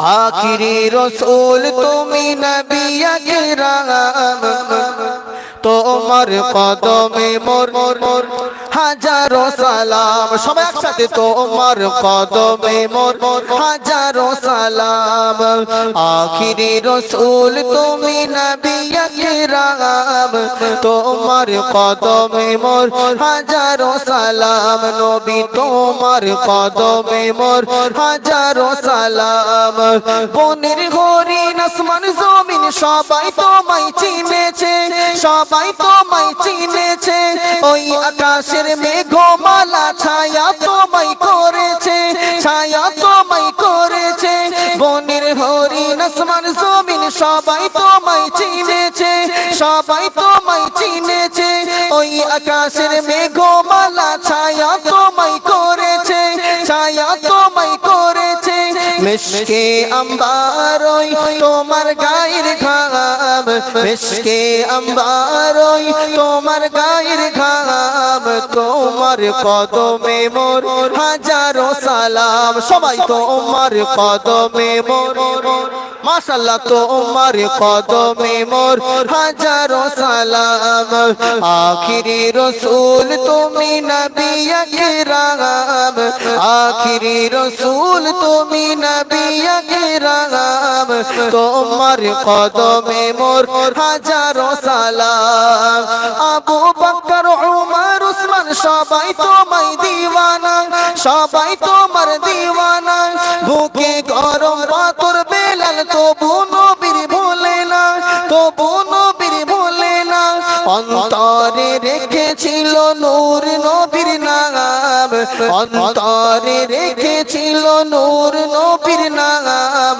তোমার কদমে মোর হাজারো সালাম সবাই বলুন না একটু তোমার কদমে মোর মাশাআল্লাহ আখিরি রাসূল তুমি নবী আকরাম আখিরি রাসূল তুমি নবী আকরাম তোমার কদমে মোর হাজারো সালাম নবী তোমার কদমে মোর হাজারো সালাম বোরাক চড়ে দয়ার নবী মেরাজেতে গিয়েছে মেরাজেতে গিয়েছে স্বয়ং আল্লাহ পাকের সাথে নবীর কথা হয়েছে নবীর কথা হয়েছে জান্নাতের ঘরে ঘরে লেখা জাগার নাম জান্নাতের রুমে রুমে লেখা জাগার নাম জান্নাতের গাছে গাছে লেখা জাগার নাম জান্নাতের পাতায় পাতায় লেখা জাগার নাম তোমার কদমে মোর মাশাআল্লাহ জোরে বলবেন না তোমার কদমে মোর হাজারো সালাম আখিরি রাসূল তুমি নবী আকরাম আখিরি রাসূল তুমি নবী আকরাম তোমার কদমে মোর হাজারো সালাম নবী তোমার কদমে মোর হাজারো সালাম আল্লাহুম্মা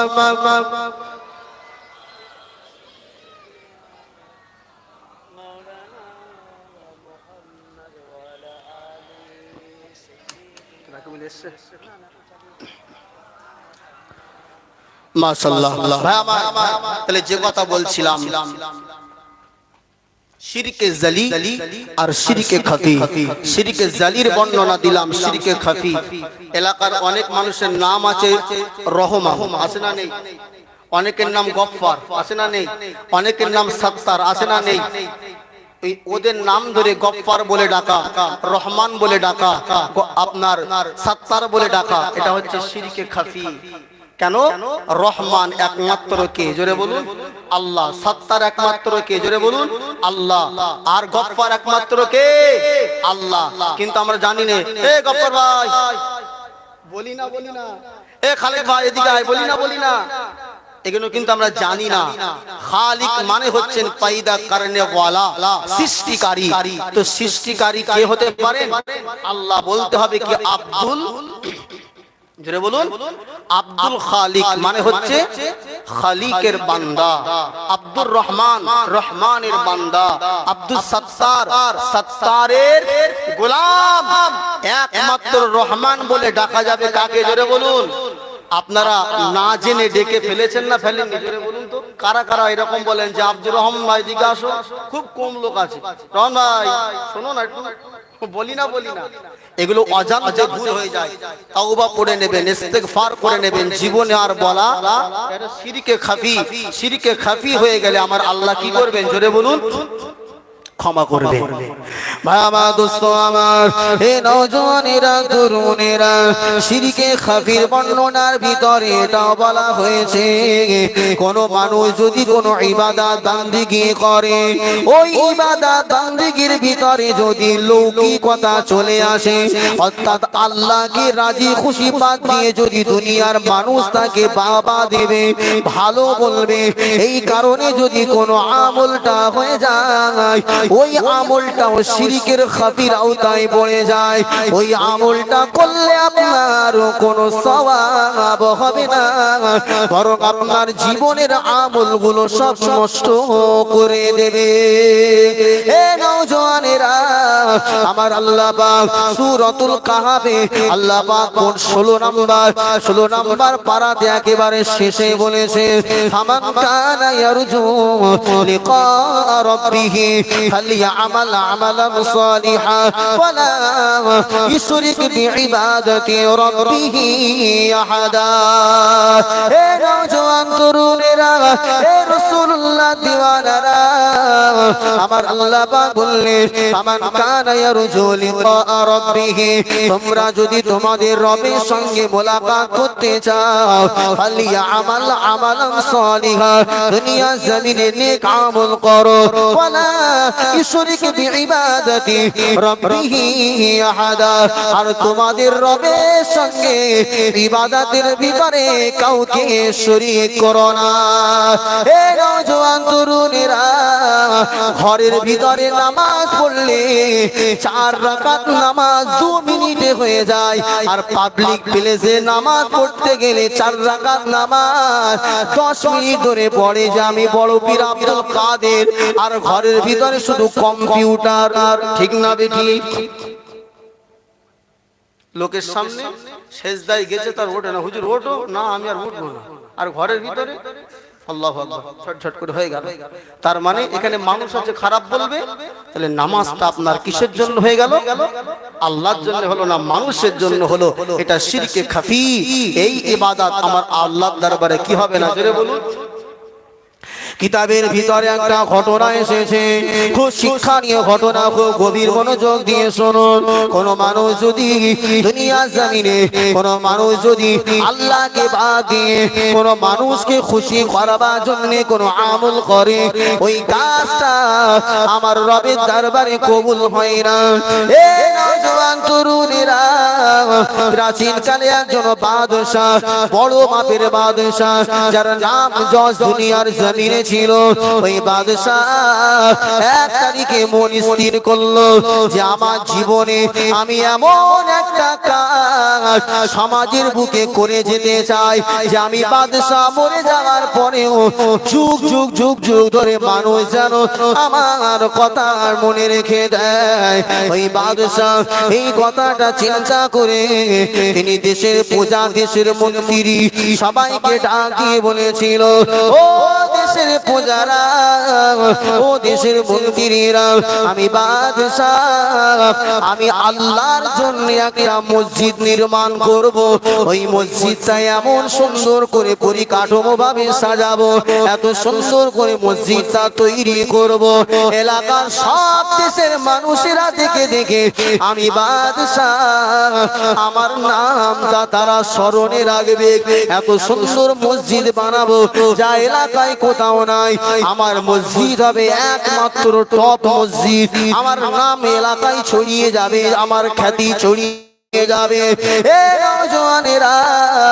এই কথাটা ভাবা মাত্র ওই বাদশাহ দেশের মানুষের কাছে এলান করেছিল, ও দেশের মানুষেরা, আমি তোমাদের বাদশাহ একটা মসজিদ নির্মাণ করতে চাই, কিন্তু ওই মসজিদ নির্মাণ করবার পিছনে আমি দেশের কোন মানুষের কাছ থেকে সহযোগিতা নেব না, সাহায্য নেব না, একটা টাকাও কেউ আমার এই মসজিদের পিছনে তোমরা ব্যয় করতে পারবে না।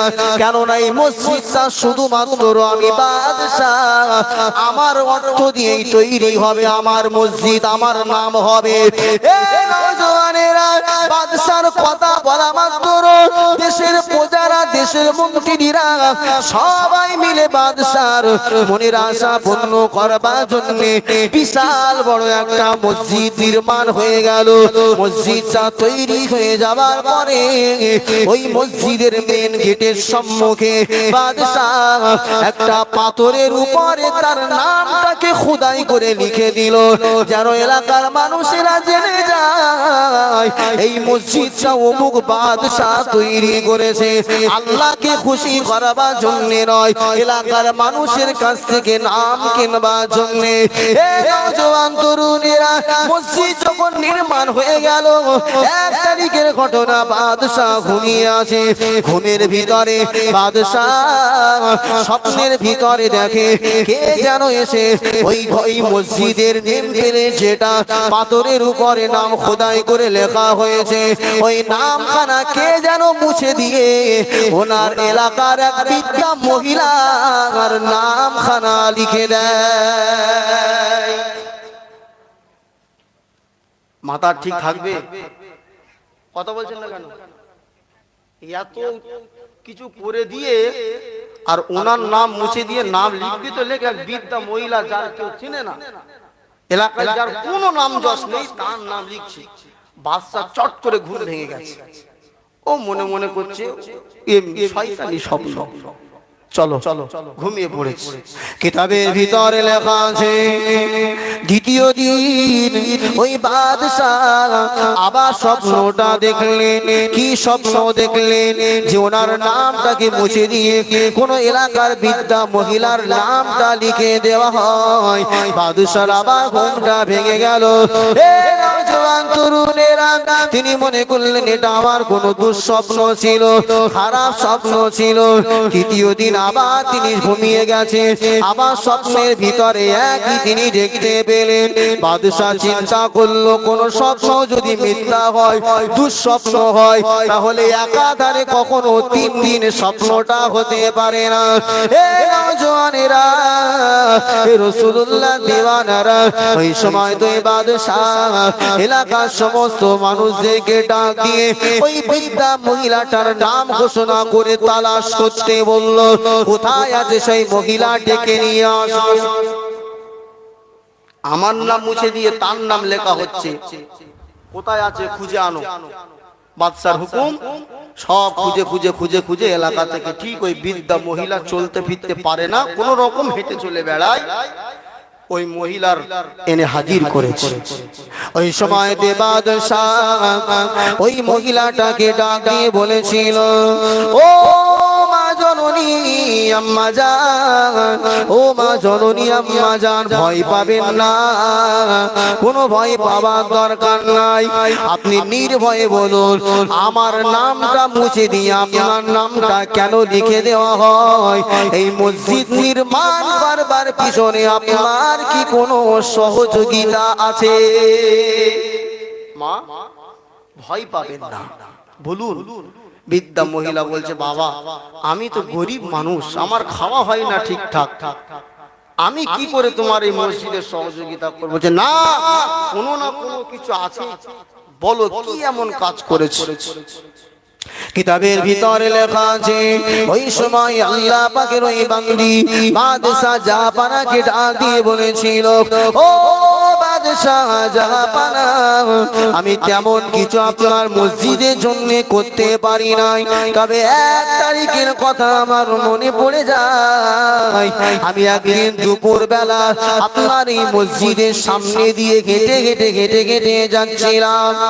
ও বাদশাহ জাহাপানা, আমি যাওয়ার সময় দেখতে পাই আল্লাহর একটা সৃষ্টি ঘোড়া আপনার মসজিদের মেন গেটের সম্মুখে দাঁড়িয়ে ছিল, দড়ি দিয়ে তার গর্দানটা বাঁধা ছিল। ওই ঘোড়াটা পানি পিপাসায় কাতর ছিল। আমি মনে মনে করলাম, আরে আল্লাহর এই সৃষ্টি ঘোড়াটা, আল্লাহর এই সৃষ্টি ঘোড়াটা হয়তো মসজিদের মাল বহন করে একটু কষ্ট হয়ে গেছে, এই কারণে মনে হয় পানি পিপাসায় কাতর। আমার মনে বড় মায়া হয়, আমার মনে বড় দয়া হয়। ও বাদশা জাহাপানা, আমি ওই ঘোড়াটাকে পানি পান করাবার জন্য আমি নিয়াত করেছিলাম, এই মসজিদের জন্য ঘোড়াটা খেটেছে, তাই ঘোড়াটাকে পানি পান করাবার জন্য আমি পানির পাত্রখানা নিয়ে ঘোড়ার মুখে একটু আগিয়ে দিয়েছিলাম। এ নওজোয়ান তরুণেরা, বাদশা জাহাপানা বুড়িমার হাতটা ধরে জড়িয়ে ধরে বলে, ও মা বুড়িমা, এই মসজিদটা হয়তো আমি পয়সা খরচ করে নির্মাণ করেছি, কিন্তু আমার ভিতরে লিল্লাহিয়া ছিল না, খুলুসিয়া ছিল না, আল্লাহকে করবার খুশি করবার জন্য ছিল না। ও মা বুড়িমা, কিন্তু আপনি এই মসজিদের কাজে লাগা একটা ঘোড়াকে পানি পান করিয়েছেন, ওটা আমার রব্বে কারিমের খুশির জন্য আমার আল্লাহ খুশি হয়ে গিয়ে এই মসজিদটা সম্পূর্ণ আল্লাহ আপনার নামে করে দিয়েছেন। আরো জোরে বলেন সুবহানাল্লাহ, নারায়ে তাকবীর। একটা টাকা কি খরচ করতে হলো? এই মসজিদ নির্মাণের সব কার নামায় আমলে গেল? বুড়ির আমলে, নামায় আমলে। কেন? উনি যে কাজটা করেছিলেন খুলুসিয়াত লিল্লাহিয়াত, আল্লাহকে খুশি করার জন্য। আর বাদশা করেছিল কাকে খুশি করার জন্য? মানুষকে দেখাবার জন্য। এটা হচ্ছে শিরকে খাফি। শিরকে খাফি হলে আমার আল্লাহ পাক সেই ইবাদতটা কি করেন? করে না। ভাই আমার, দোস্ত আমার, এই জন্য আমার আল্লাহ পাক রব্বুল আলামিন কুরআনুল কারীমের ভিতরে মুমিন বান্দাদের সুসংবাদ দিয়েছে। আবার ওই নামাজীদের জন্য আল্লাহ জাহান্নাম ঘোষণা করেছে। নামাজ যদি আল্লাহর জন্য হয় জান্নাতি হবে, আর নামাজ যদি আল্লাহর জন্য না হয় জাহান্নামে যেতে হবে। আল্লাহ পাক কোরআনে সূরাতুল মুমিনুন 18 নম্বর পারাতে আল্লাহ পাক বলেছেন, কদ আফলাহাল মুমিনুন আল্লাযীনা হুম ফি সালাতিহিম খাশিউন। আল্লাহু আকবার। হে নওজওয়ানেরা, আল্লাহ পাক বললেন কদ আফলাহাল মুমিনুন, দুনিয়া জমিনে প্রকৃত ঈমানদার তারা, ঈমানদার কামিয়াবি হয়ে গেছে, কামিয়াবি হয়ে গেছে। ঈমানদার কারা? আল্লাহ বললেন আল্লাযীনা হুম ফি সালাতিহিম খাশিউন, যারা নামাজ খুশু খুদুর সাথে আদায় করে, অর্থাৎ নামাজে মনোনিবেশ রেখে, নামাজের ভিতরে মন স্থির করে আমার রব্বে কারীমের খুশি করার জন্য যারা নামাজ পড়ে, আমার আল্লাহ বলেছেন তারা কামিয়াবি হয়ে গেছে। আবার আল্লাহ পাক সূরাতুল মাউনে বলেছেন ফাওয়াইলুল লিল মুসাল্লিন আল্লাযীনা হুম আন সালাতিহিম সাহুন। আল্লাহ বললেন ওই সমস্ত নামাজীদের জন্য আপনার দুর্ভোগ, ওই সমস্ত নামাজীদের জন্য আপনার কঠিন আযাব রয়েছে, কঠিন দুঃসংবাদ রয়েছে। আল্লাহ পাক বললেন আল্লাযীনা হুম আন সালাতিহিম সাহুন, যারা নামাজ থেকে গাফিল। এই তাফসীরের কিতাবের ভিতরে আয়াতের ব্যাখ্যায় দুটো লেখা হয়েছে। এক হলো দুনিয়া জমিনে অনেক মানুষ নামাজ তো আদায় করে, কিন্তু জোহরের নামাজটা আসরের ওয়াক্তের কাছাকাছি গিয়ে আদায় করে, ওয়াক্ত সম্পর্কে তারা আপনার ঠিক রাখে না। আমার আল্লাহ পাক ওই সমস্ত নামাজীদেরকে জাহান্নামায় দেবে। আবার বলা হয়েছে নামাজ তো পড়ে, কিন্তু নামাজের ভিতরে খুশু থাকে না, নামাজ পড়তে পড়তে নামাজে মন থাকে না, মন থাকে অন্য জায়গায়, মন থাকে অন্য জায়গায়। নামাজ পড়ে রুকু সাজদা ঠিকঠাক করে না, কিরাত ঠিকঠাক করে পড়ে না। এমন নামাজি নামাজ পড়ে পড়ে কপাল কেন সারা শরীর যদি কালো হয়ে যায়, ওই নামাজটা আমার রবের দরবারে পৌঁছায় না, কারণ ওই নামাজটা আমার আল্লাহর জন্য হয় না।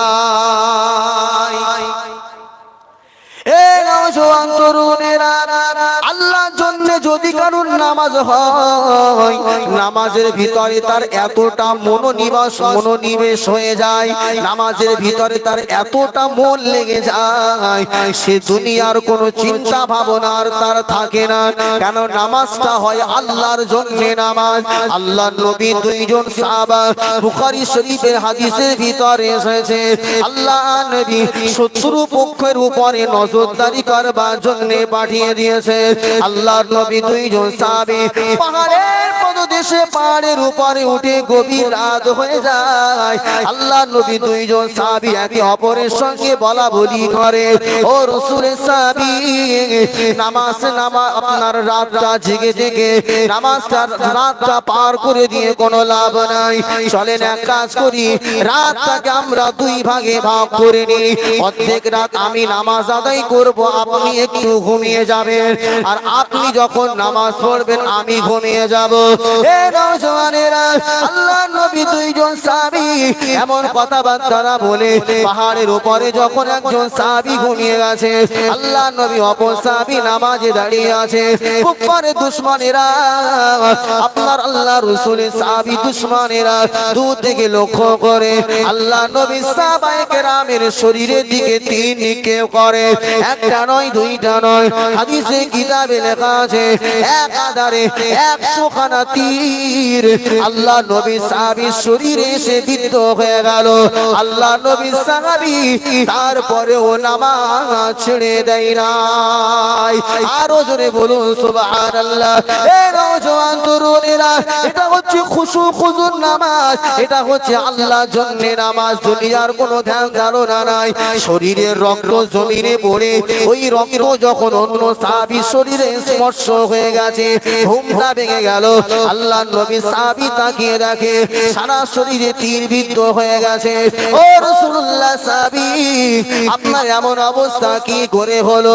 আল্লাহর নবী সাহাবী বললেন আমি জানি না, নামাজরত অবস্থায় কাণ্ড হয়েছে, তবে আমি নামাজের ভিতরে সূরাতুল কাহফের আয়াত তেলাওয়াত করছিলাম। আমি তেলাওয়াত করতে করতে এতটা মজা পাচ্ছিলাম, এতখানা তীর যে আমি সাহাবী আমার শরীরে বিদ্ধ হয়ে গেছে, আমি বিন্দু মাত্র কোনো কষ্ট অনুভব করতে পারি না। আরো জোরে বলুন সুবহানাল্লাহ। এই নামাজ আর সমাজে আছে? কথা বলছেন না কেন? নামাজের নিয়ত করে আল্লাহু আকবার, ও মসজিদে পাকা গুনছে, একটা দুটো তিনটে আছে না নেই? নামাজে নিয়ত করেছে, নিয়ত করে বলছে তুই সামনে সরে আয়, কেন শ্বশুর বাড়ি কি নামাজে খেলা হচ্ছে? আমি আমডাঙ্গা এলাকায় তারাবি পড়াই, মানে পড়াতাম।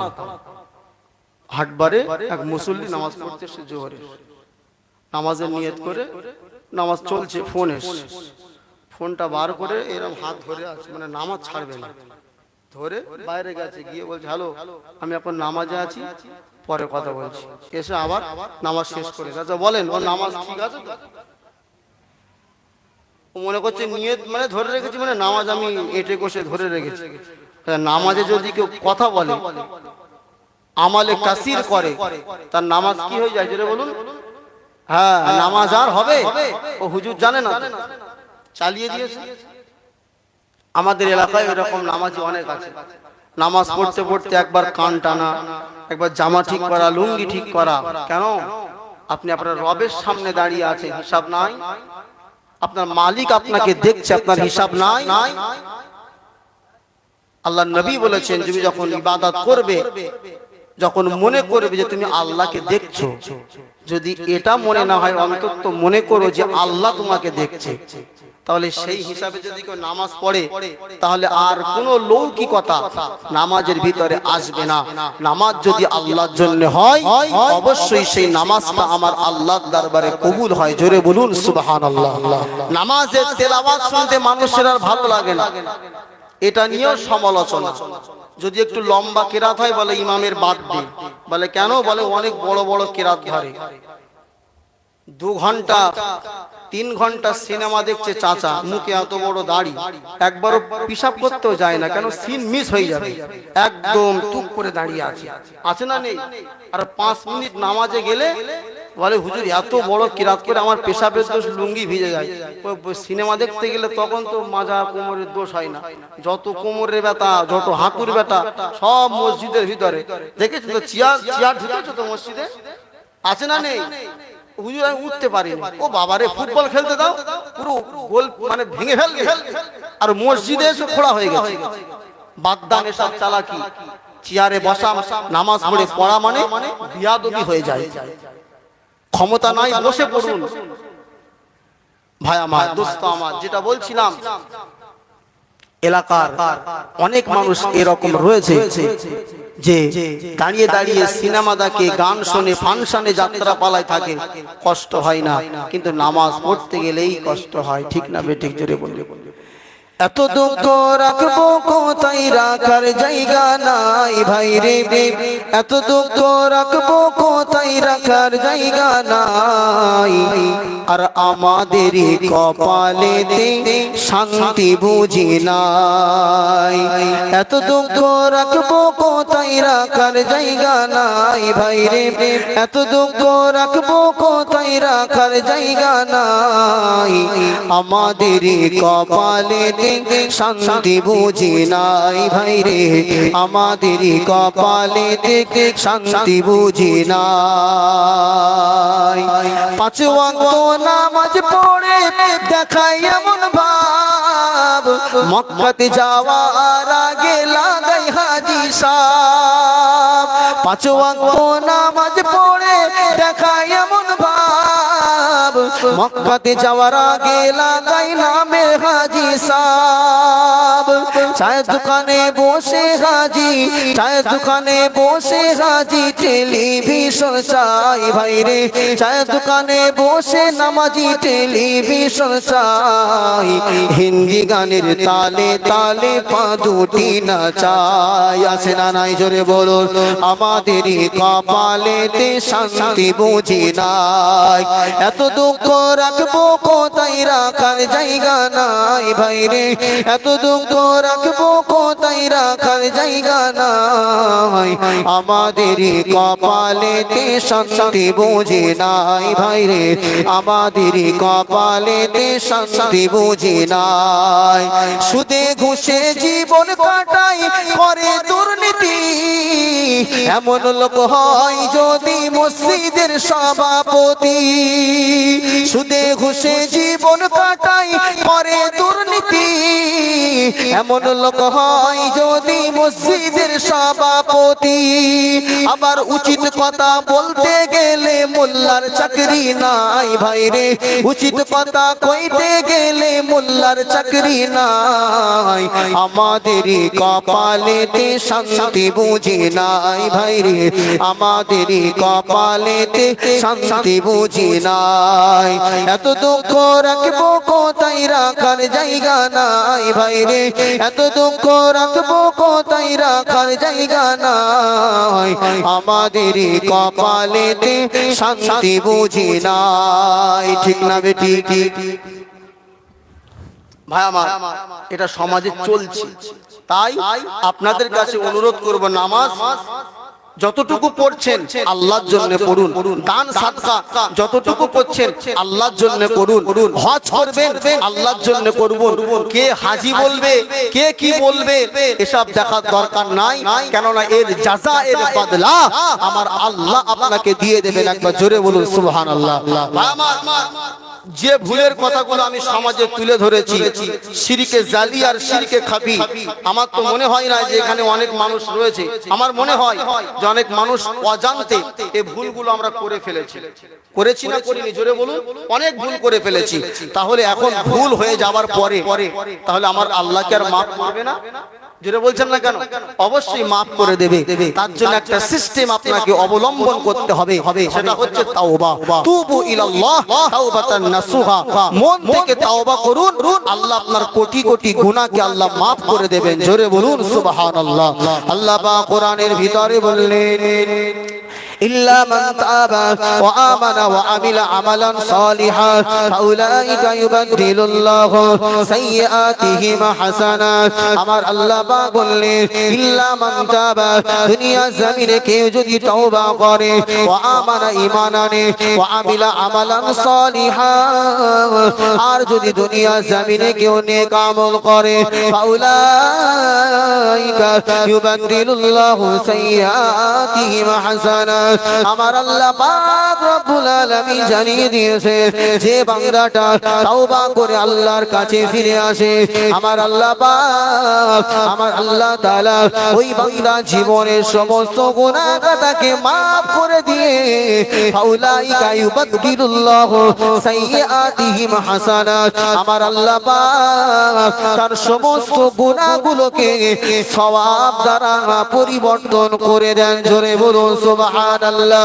এ নওজওয়ান তরুণেরা, আল্লাহ নবী জনাবে মুহাম্মদুর রাসূলুল্লাহ সাল্লাল্লাহু আলাইহি ওয়াসাল্লাম, নবী আমার, আল্লাহ নবী আমার, তিনি আরাফাতের ময়দানে বিদায় হজ্জে হিজরতের 10ম বছরে আল্লাহ নবী আল্লাহর কাছে দোয়া চাইলেন, ও রব্বুল আলামিন আল্লাহ পাক, ও রব্বুল আলামিন আল্লাহ পাক, আপনি আমার গুনাহগার উম্মত করে দেন।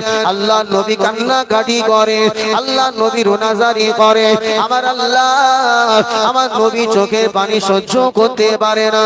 আমার নবী, আমার দোস্ত রোনাজারি করবেন না, কাঁদবেন না, আমি আল্লাহ কথা দিলাম আপনার সমস্ত গুনাহগার উম্মতানের জীবনের গুনাহ খাতাকে আমি আল্লাহ মাফ করে দিলাম। আরো জোরে বলুন সুবহানাল্লাহ। আমার প্যারা হাবিব, আমার প্যারা দোস্ত, তবে শুনে রাখো, শুধুমাত্র তাদের গুনাহটা আমি আল্লাহ ক্ষমা করব না। দুনিয়া জমিনে যারা জালিম, অত্যাচারী, মানুষের উপরে জুলুম করেছে, অত্যাচার করেছে, আমি আল্লাহ পাক তাদের গুনাহটাকে ক্ষমা করব না। আল্লাহ নবী আরাফাতের ময়দানে দোয়া শেষ করলেন, পরের দিন সকালবেলা মুজদালিফায় দাঁড়িয়ে দাঁড়িয়ে আবার আল্লাহর কাছে দুহাত তুলে রোনাজারি করে, ও রব্বুল আলামিন আল্লাহ পাক, ও রব্বুল আলামিন আল্লাহ পাক, গতদিনে আপনি মাজলুমের, গতদিনে অত্যাচারীদের গুনাহ আপনি ক্ষমা করবেন না আল্লাহ, আপনি জানিয়েছেন আল্লাহ পাক, আপনি চাইলে আপনি জালিমদের জীবনের গুনাহটাও তো ক্ষমা করে দিতে পারেন। আমার আল্লাহ পাক বলে হাবিব জান জান, আমি আল্লাহ পাক আপনাকে বললাম আপনার জালিম উম্মত উম্মতানিদের জীবনের গুনাহটাকেও আমি আল্লাহ ক্ষমা করে দিলাম। আরো জোরে বলুন সুবহানাল্লাহ। এ নওজোয়ান তরুণেরা, আল্লাহ নবী এই বার্তাটা পাওয়ার সাথে সাথে আল্লাহ নবী মুচকি হাসি দিলেন, আল্লাহ নবী হেসে ফেললেন। আল্লাহ নবীর হাসিটা দেখে পাশে দাঁড়িয়েছিলেন হযরত আবু বকর, হযরত ওমর ফারুক রাদিয়াল্লাহু তাআলা আনহুমা। হুজুরকে জিজ্ঞাসা করেছিলেন, ইয়া রাসূলুল্লাহ, ইয়া হাবিবাল্লাহ, আমার পিতামাতা আপনার কদমে কুরবান হয়ে যায়, ইয়া রাসূলুল্লাহ আপনি কেন হাসলেন? হাসার কারণটা একটু আমাদেরকে জানান। আল্লাহ নবী বলেছিলেন, ও আমার সাহাবী আবু বকর, ও আমার সাহাবী উমর, শুনে রেখে দাও, জেনে রেখে দাও, আমার হাসির কারণটা হলো আল্লাহ যখন আমার সমস্ত গুনাহগার উম্মত উম্মতানির জীবনের গুনাহটাকে আল্লাহ ক্ষমা করে দিয়েছে, আমি শয়তানের দিকে দৃষ্টি দিয়ে দেখতে পেলাম শয়তান এই জমিন থেকে মাটি তুলে নিয়ে তার মাথার উপরে ঝাড়ছে, মাথার উপরে মারছে আর ছটফট ছটফট করছে আর বলছে, হায় আফসোস, আমার সর্বনাশ হয়ে গেল। অর্থাৎ মানুষকে আমার আল্লাহ ক্ষমা করে দিয়েছে, এটা শয়তান সহ্য করতে পারে না। শয়তানের অস্থিরতা দেখে আমি রাসূলুল্লাহ মুচকি হেসেছি।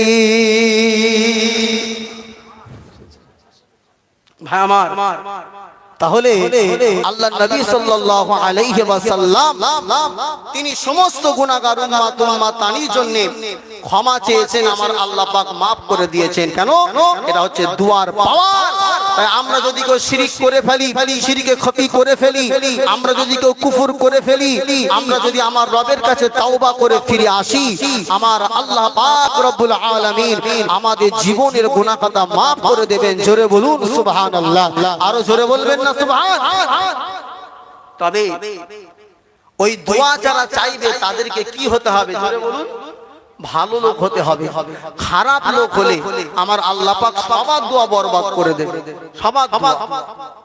আল্লামা কুদামা হাম্বলি রাহমাতুল্লাহ আলাইহি, আল্লামা কুদামা হাম্বলি রাহমাতুল্লাহ আলাইহি তিনি তার কিতাবের ভিতরে একটা ঘটনা লিখেছেন। আল্লাহ নবী হযরত মুসা আলাইহিস সালাতু ওয়াস সালামের যুগে একবার অনাবৃষ্টি দেখা দিল। আল্লাহ নবী হযরত মুসা আলাইহিস সালাতু ওয়াস সালামের কাছে গিয়ে সমস্ত উম্মত উম্মতানিরা বললেন, ও আল্লাহ নবী মুসা, আল্লাহর কাছে দোয়া করুন, আল্লাহর কাছে প্রার্থনা করুন, আল্লাহ যেন পানি বর্ষণ করে।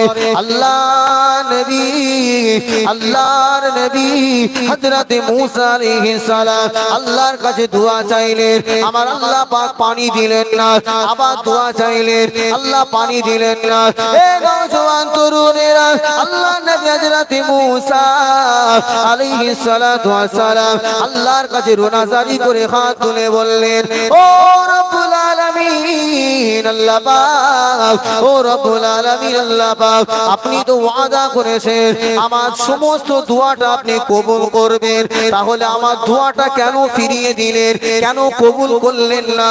আমার আল্লাহ পাক গায়বী আওয়াজে নবীকে জানিয়ে দিলেন, ও আমার নবী মুসা, ও আমার নবী মুসা, আমি তোমার দোয়াটাকে যে কবুল করলাম না তার কারণটা হলো তোমার ওই দোয়াতে যত লোক শামিল রয়েছে তার ভিতরে একটা এমন গুনাহগার রয়েছে 40 বছর ধরে গুনাহ করে কিন্তু এখনো পর্যন্ত তওবা করে নাই।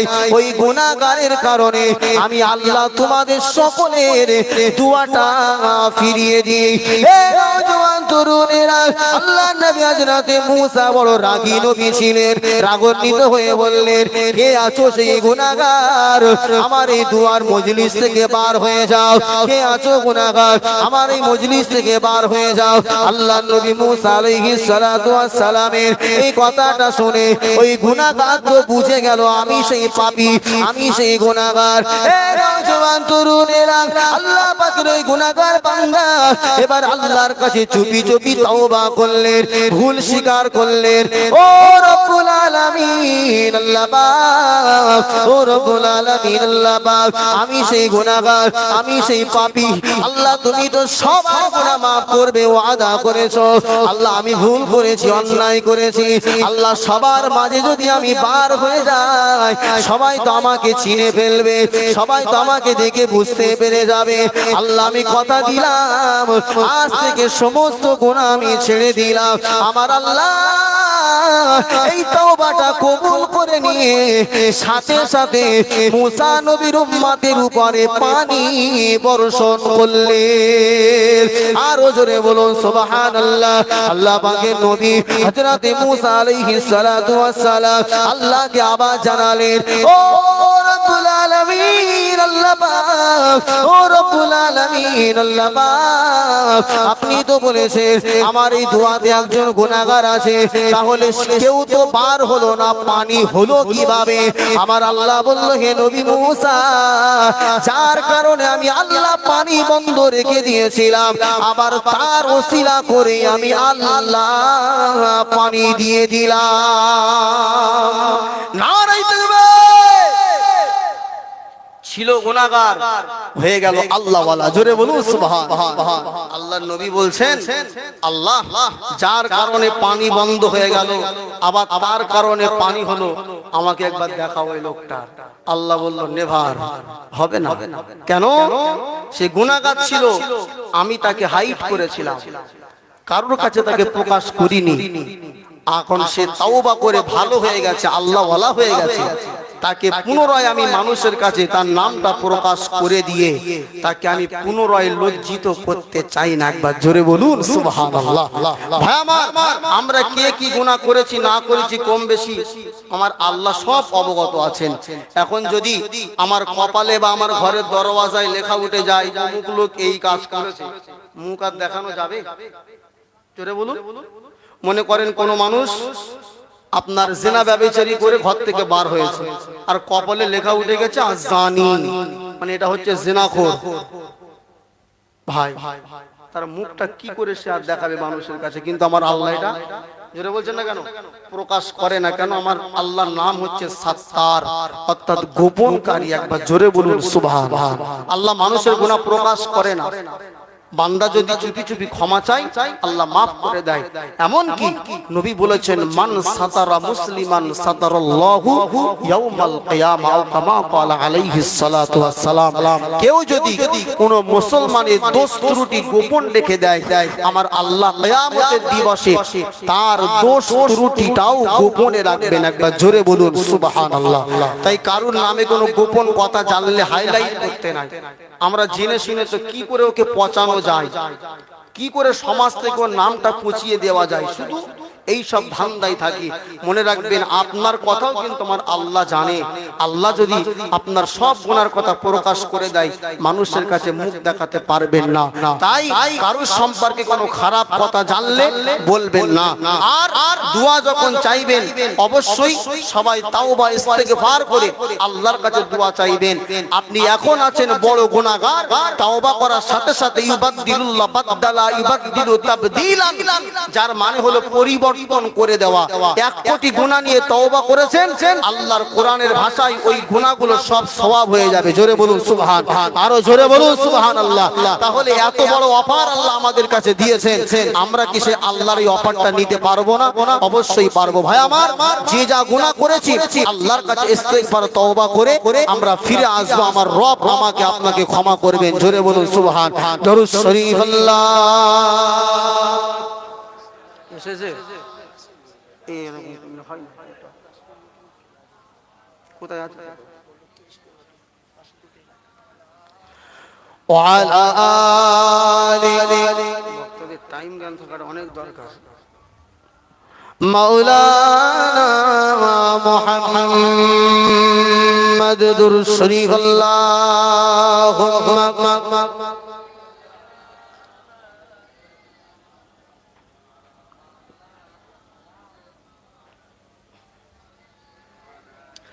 وعلى آل سيدنا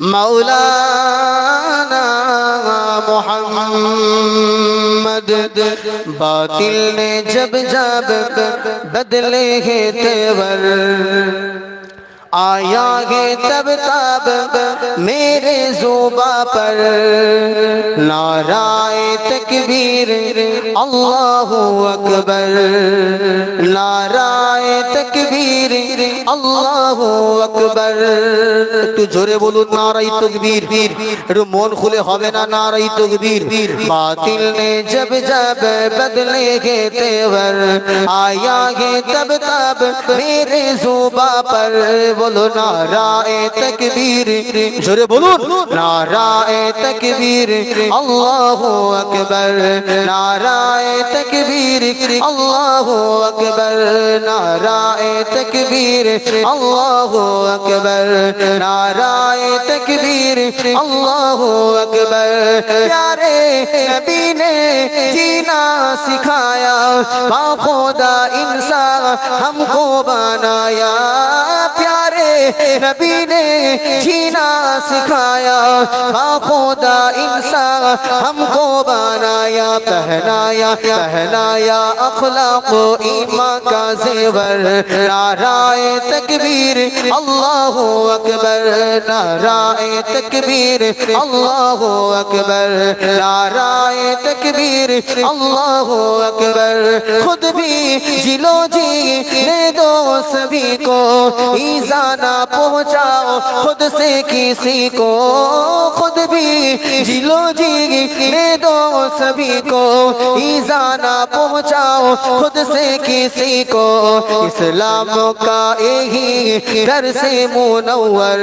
नाराए तकबीर अल्लाहु अकबर नाराए तकबीर अल्लाहु अकबर नाराए तकबीर अल्लाहु अकबर सिद्दीक़ फारूक उस्मान हैदर अस्हाब अज़वाज शब्बीर शब्बर सिद्दीक़ फारूक उस्मान हैदर अस्हाब अज़वाज शब्बीर शब्बर इन सब का एहसान हम सब के ऊपर नाराए तकबीर अल्लाहु अकबर नाराए तकबीर अल्लाहु अकबर नाराए तकबीर अल्लाहु अकबर बातिल ने जब जब बदले के तेवर आया के तब तब मेरे जुबां पर नाराए तकबीर अल्लाहु अकबर नाराए तकबीर अल्लाहु अकबर तो जोरे बोलो नाराए तकबीर आरो मन खुले बोले नाराए तकबीर नाराए तकबीर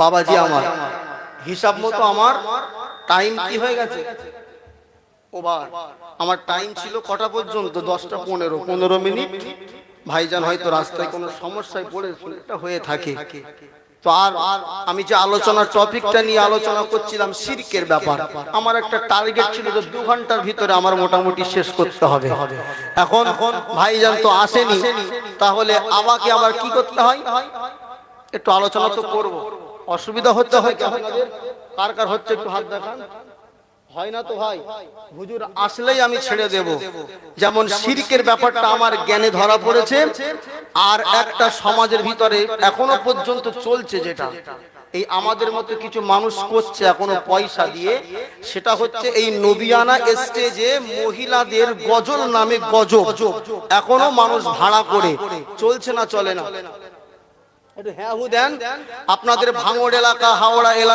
এলাকায় অনেক মানে স্টেজ দেখা যায় যেখানে লাইভ চলে মহিলারা ছেলেরা সব পাশাপাশি আছে যেন স্বামী স্ত্রী আস্তাগফিরুল্লাহ বলেন সেজে গুজে মুখে লিপস্টিক মুখের ভিতরে সত্য একদম আটা ময়দা মেখে টাইট ফিট বোরকা পরে ও হুজুর উনি স্বামীর খিদমত ছেড়ে দিয়ে এখন ছেলেদের গজল শোনাতে আছে না নেই জোরে বলুন আচ্ছা আপনারা বলেন কোন মহিলার গজল শোনা জায়েজ কথা বলছেন না কেন? আল্লাহর কোরআন অনুযায়ী মহিলাদের কণ্ঠস্বরটাও হচ্ছে আপনার পর্দার ভিতরে, ঠিক না বেঠিক? জোরে বলুন।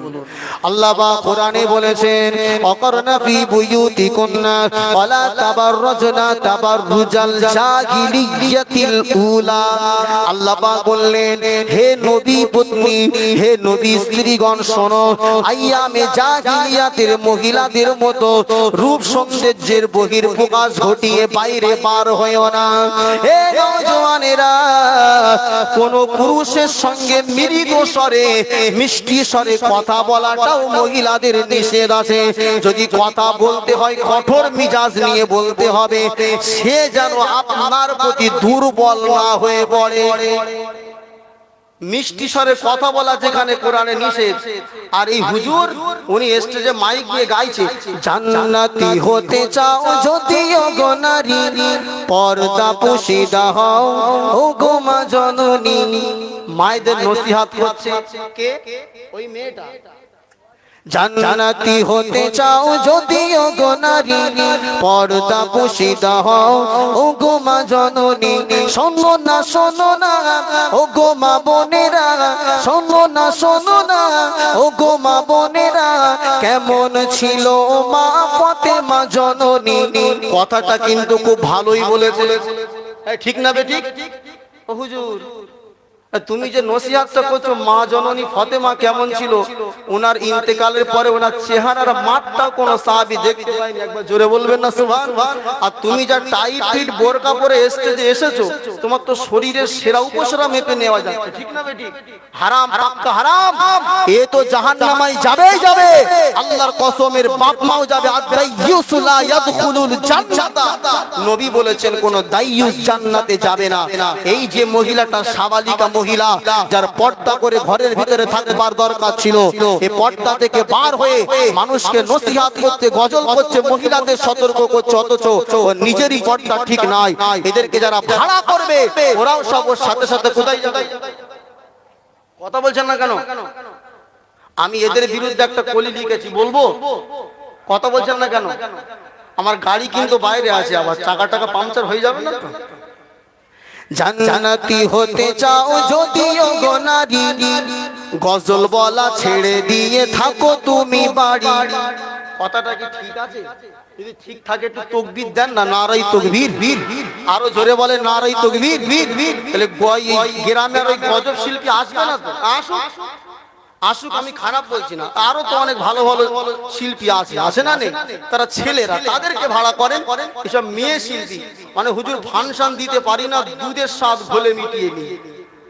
তোমাদের তোমরা জাতে মাতাল তালে ঠিক মহিলার স্টেজে তুলে জান্নাতি হতে চাও যদি ওগো নারী, গজল বলা ছেড়ে দিয়ে থাকো তুমি বাড়ি। শোনো না শোনো না ওগো মা বোনেরা, শোনো না শোনো না ওগো মা বোনেরা, পর্দা করা ফরজ খোদা পাকের বাণী, ঠিক না বেঠিক? একটু জোরে বলেন ঠিক না বেঠিক? তাহলে আর কোন গজল শিল্পীকে, মহিলা গজল শিল্পী আনবেন নাকি? আরো কিছু ছেলে শিল্পী আছে, ওদের পুরো সফান সফা, মানে মুখে, কথা বলছেন না কেন? দাড়ি নাই, মুখে যা দাড়ি নাই তার মুখে নবীর প্রেম মানায় না। কথা বলছেন না কেন?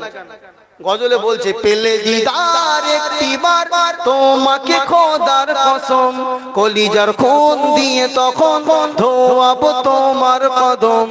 ওয়াসকুরুনি দেখেনি ফেলে ইশকে সকল দাঁত, তুমি মোর শাফায়াত, তুমি মোর শাফায়াত। ইয়া নবী মুহাম্মদ, ইয়া রাসূল মুহাম্মদ, তুমি মোর শাফায়াত, তুমি মোর শাফায়াত।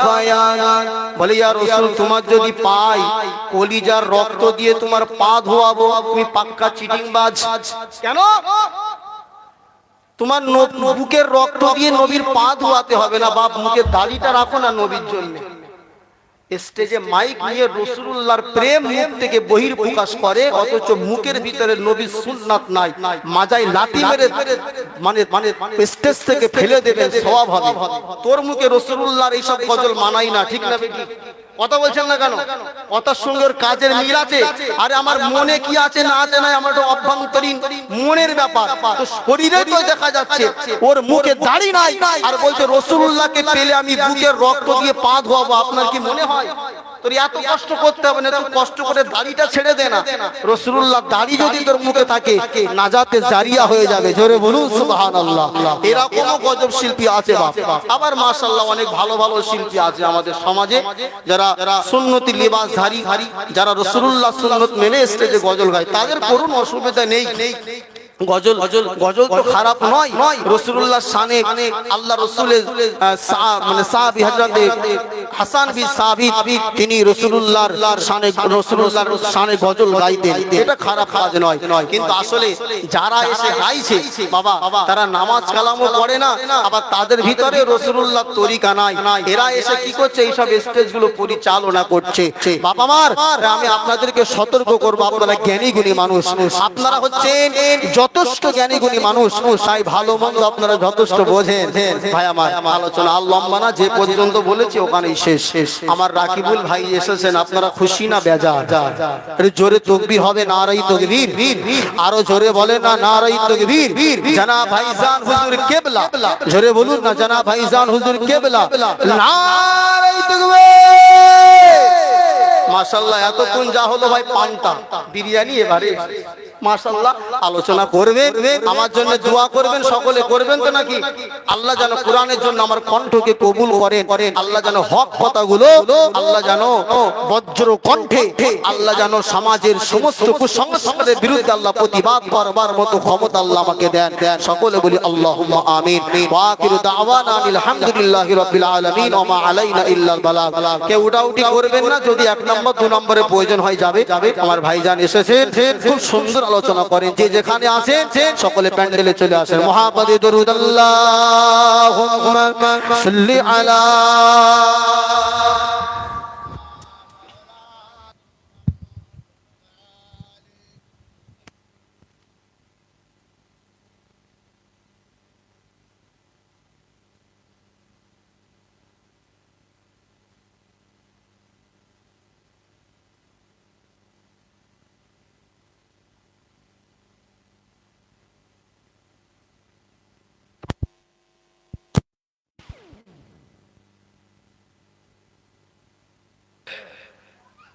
আসসালামু আলাইকুম ওয়া রাহমাতুল্লাহি ওয়া বারাকাতুহু। সবাই ভালো আছেন তো? আলহামদুলিল্লাহ। আল্লাহ সকলকে ভালো রাখুন, বলুন আল্লাহুম্মা আমিন। তাকবীর দিন, নারে তাকবীর, নারে তাকবীর। মাসলাকে মুজাদ্দিদ জামানের হক সিলসিলা, গ্রামবাসী বৃন্দ, যুবক বৃন্দ, নারে তাকবীর। أعوذ بالله من الشيطان الرجيم. بسم الله الرحمن الرحيم. نحمده ونصلي على رسوله الكريم. أما بعد فيا أيها الحاضرون رحمنا ورحمكم الله. بسم الله الرحمن الرحيم. يا أيها الذين آمنوا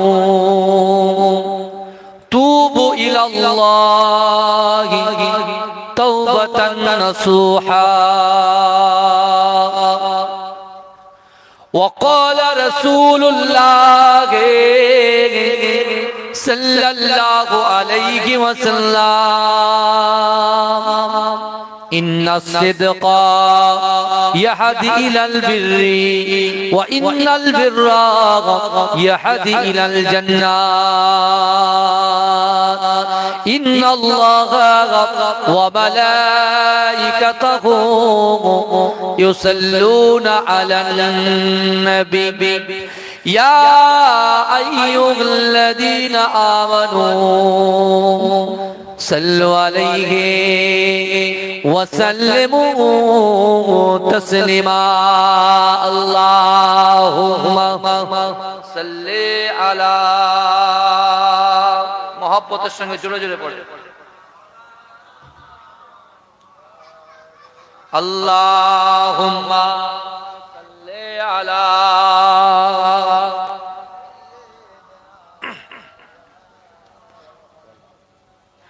গড়েছো তুমি এই পৃথিবী জাহান আল্লাহ মহান তিনি আল্লাহ মহান জোরে বলুন না সুবহানাল্লাহ আল্লাহ সৃষ্টি করেছেন আর আমরা বিচরণ করছি অর্থাৎ চলাফেরা করছি কথা ঠিক না ভুল গড়েছো তুমি